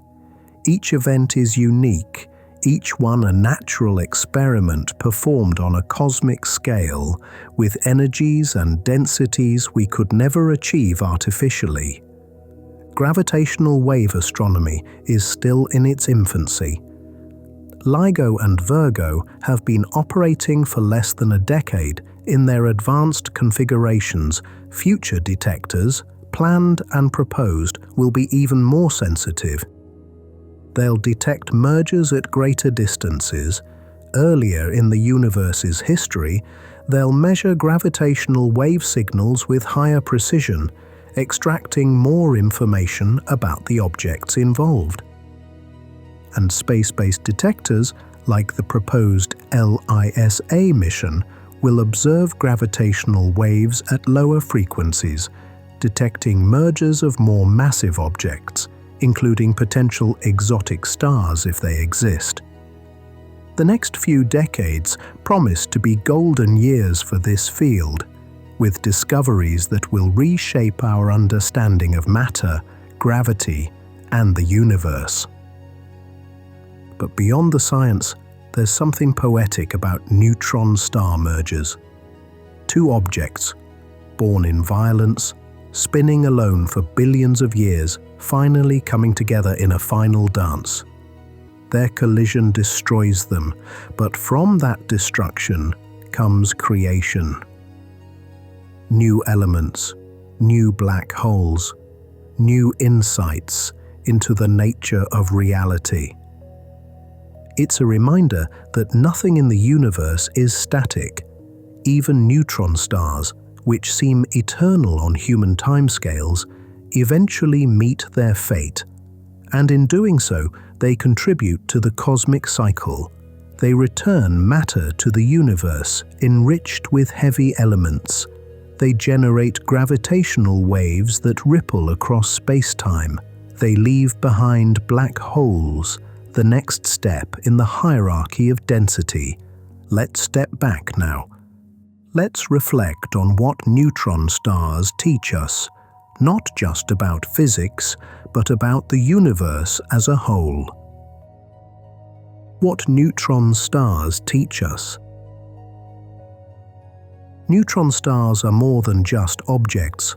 They're laboratories, windows into physics we can't access any other way. Every neutron star we observe, every pulsar we time, every magnetar outburst we measure, teaches us something new. They teach us about the strong nuclear force. This force, which binds quarks into protons and neutrons and binds nucleons into atomic nuclei, is well understood at ordinary nuclear densities, but at the densities inside neutron stars, several times higher than the nucleus of an atom, the strong force operates in regimes we can't replicate in accelerators. Neutron stars are natural experiments in quantum chromodynamics, testing the theory of the strong force at energies and densities beyond anything we can achieve technologically. They teach us about general relativity. Einstein's theory predicts how matter and energy warp spacetime, and how that curvature affects motion and light. Near a neutron star, spacetime is warped dramatically. Light bends, time dilates. The predictions of general relativity are tested in the strong field regime, where the effects are large and unmistakable. So far, general relativity passes every test. Pulsar timing, gravitational wave observations, light curves of neutron stars all match Einstein's predictions with remarkable precision. But there are limits to our understanding. General relativity describes spacetime curvature, but it doesn't explain what happens at a singularity, where curvature becomes infinite. Quantum mechanics describes particles and fields, but it doesn't incorporate gravity in a fully consistent way. The two theories, immensely successful in their own domains, are incompatible when pushed to the extremes. Neutron stars might help us find a quantum theory of gravity. They're not quite extreme enough to require quantum gravity for a full description. That would be black holes, but they're close. If we could observe something unexpected, something that neither general relativity nor quantum field theory predicts, it might point the way toward a unified theory. Neutron stars also teach us about matter under extreme conditions. The superfluidity and superconductivity inside them are macroscopic quantum phenomena. On Earth, superfluids are fragile, requiring temperatures within a few degrees of absolute zero. In neutron stars, superfluidity emerges at billions of degrees, stabilized by the strong nuclear force and the extreme density. Studying these states, even indirectly through observations, helps us understand quantum mechanics in new contexts. The possibility of quark matter in neutron star cores is another example. We've created quark gluon plasma in colliders, but it exists for only millionths of a second before hadronizing back into protons and neutrons. In a neutron star, if the core is made of quark matter, it's stable. It's a permanent, macroscopic sample of deconfined quarks, something we could never create or maintain in a laboratory. From a technological perspective, neutron stars have practical applications. Pulsar timing, the precise measurement of pulse arrival times, has been used to detect exoplanets, to measure interstellar magnetic fields, to test general relativity, and to search for gravitational waves. There are proposals to use pulsars as navigation beacons for spacecraft, a sort of cosmic GPS system. Because pulsars are so regular, they could provide accurate timing signals anywhere in the solar system or even in interstellar space. Magnetars, despite their violence, teach us about magnetic field dynamics.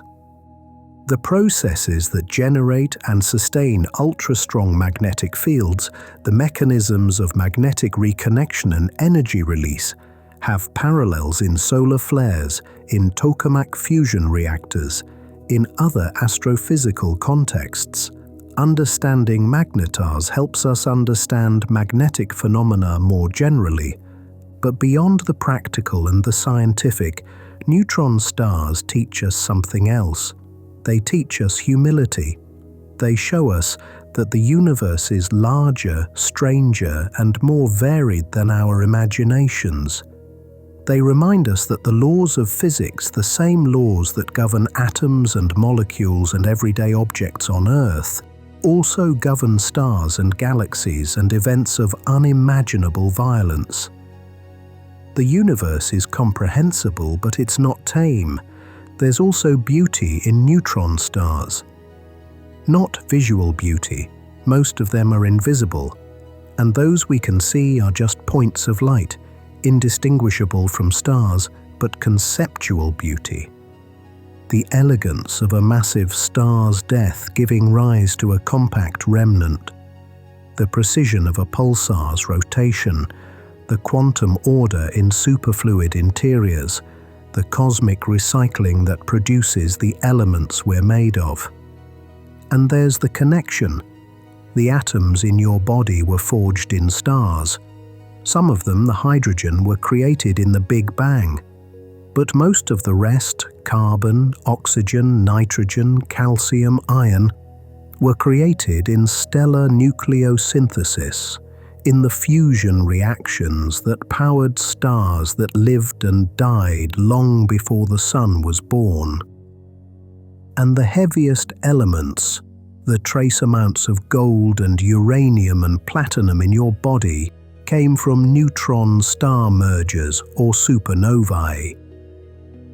We are, quite literally, made of star stuff, as Carl Sagan famously said, and a significant fraction of that star stuff came from neutron stars from objects so dense that a teaspoon would weigh billions of tons.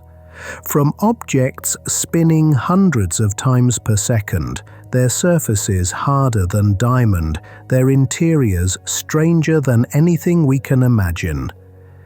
You carry a bit of that cosmic violence inside you. Every breath you take, every thought you think, involves atoms that once resided in the core of a dying star, or the merger of two neutron stars, the calcium in your bones, the iron in your blood. They all have stories written in nuclear reactions and gravitational collapse. Neutron stars are not distant abstractions. They're part of the cosmic ecology that made us possible.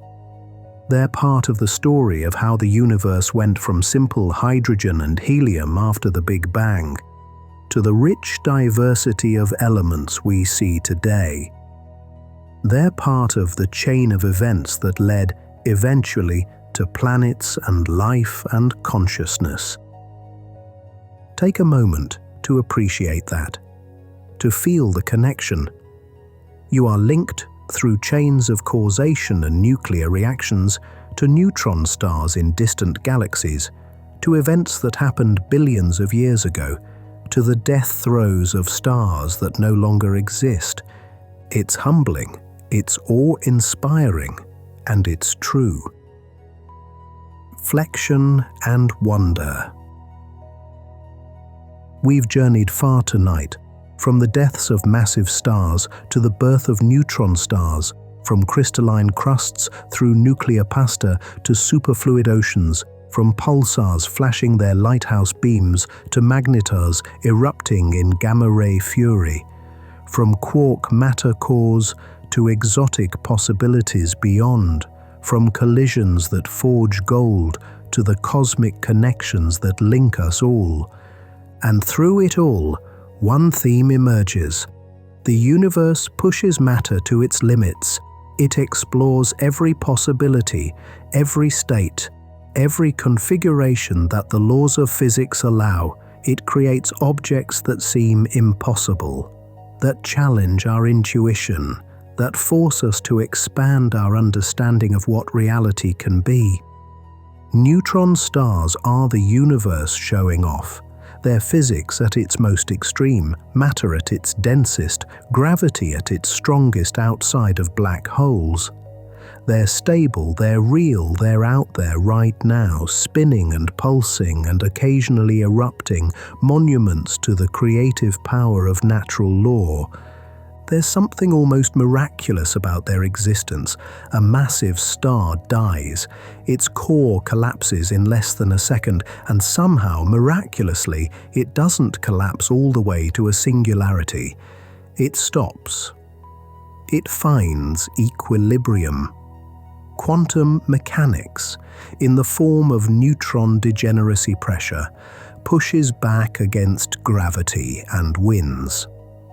Not permanently. If you add more mass, the neutron star will eventually collapse to a black hole. But for billions of years, stability holds. It's a delicate balance. Too little mass, and you get a white dwarf. Too much mass, and you get a black hole. But in a narrow range, you get neutron stars, objects that shouldn't exist by any intuitive standard but do. And they're not rare. Our galaxy probably contains hundreds of millions of neutron stars.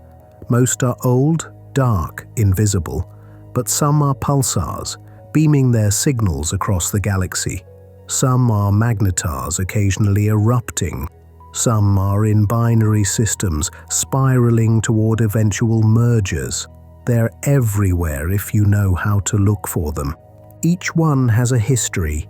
Each one was born in a supernova, a moment of incredible violence that briefly outshone all the other stars in its galaxy.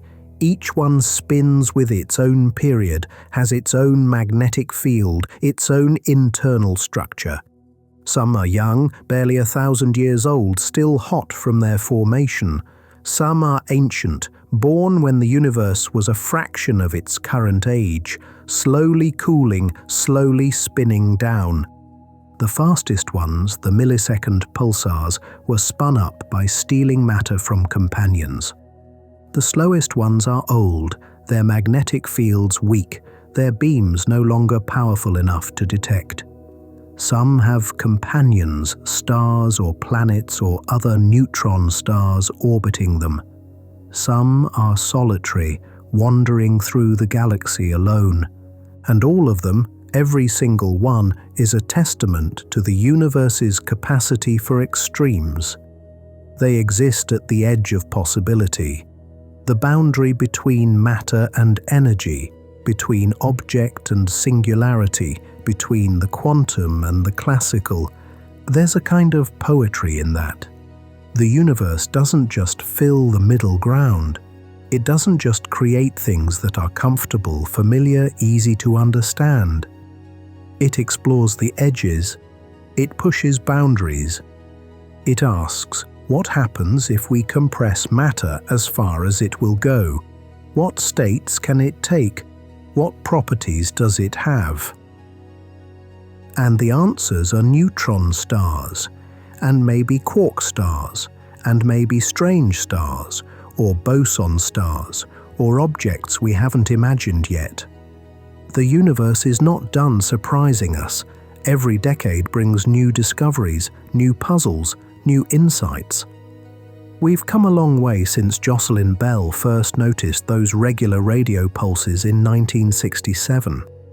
We've measured neutron star masses to incredible precision. We've detected gravitational waves from their mergers.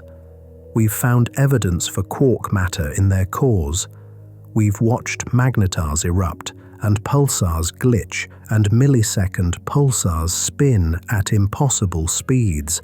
But there's more to learn. We don't fully understand magnetar formation. We don't know exactly what's in the cores of the most massive neutron stars. We haven't directly observed a neutron star forming in real time. SN 1987. A came close. The neutrino burst told us when the core collapsed, and recent observations with advanced telescopes have found signatures suggesting a neutron star at the center of the remnant. But we'd love to catch an even closer supernova, with even more detailed observations across all wavelengths, and watch the neutron star's properties emerge in the months and years afterward. We don't know if strange stars exist. We don't know if quark stars are separate objects, or just neutron stars with quark cores. We don't know the maximum mass a neutron star can have before collapsing. We don't know all the ways magnetic fields can evolve, all the states matter can take, all the phenomena that can occur in these extreme environments. But we will. Given time, given dedication, given curiosity and careful observation, we'll piece together the answers. Recent observations with the James Webb Space Telescope in 2024, for instance, found evidence suggesting a neutron star may exist at the center of supernova 1987A, the detection of highly ionized gas that points to a source of energetic radiation at the remnant's core. It's not definitive confirmation yet, but it's another piece of the puzzle falling into place. The universe is willing to teach us. All we have to do is listen. And as you drift off to sleep tonight, as your thoughts slow and your breathing deepens, carry with you this knowledge that somewhere out there, in the darkness between stars, neutron stars are spinning, pulsing, glowing, erupting, colliding, creating elements, warping space-time, being strange and beautiful and extreme. They've been doing this for billions of years. They'll continue for billions more.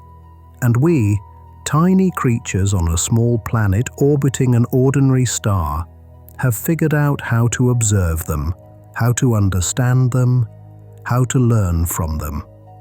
That's remarkable. That's worth celebrating. That's a source of wonder. Closing. Thank you for joining me on this journey. Thank you for staying with me as we explored these cosmic marvels, these neutron stars, the densest objects in the universe. Before you go, before you drift completely into sleep, I want to ask a small favor. If you enjoyed this exploration, if you found it interesting or soothing or thought-provoking, consider subscribing to the channel. Click that notification bell so you'll know when the next cosmic journey is ready. And if you'd like to support the creation of more content like this, a like or a comment helps more than you might think. It tells me you're interested, that this resonates with you, that it's worth continuing. We'll explore other cosmic wonders in future videos, other objects, other phenomena, other mysteries. The universe is vast, and we've only scratched the surface. There's so much more to discover, to understand, to wonder at. But for now, rest. Let your mind wander among the stars. Imagine those neutron stars spinning silently, their lighthouse beams sweeping through empty space, their cores filled with matter in states we barely comprehend.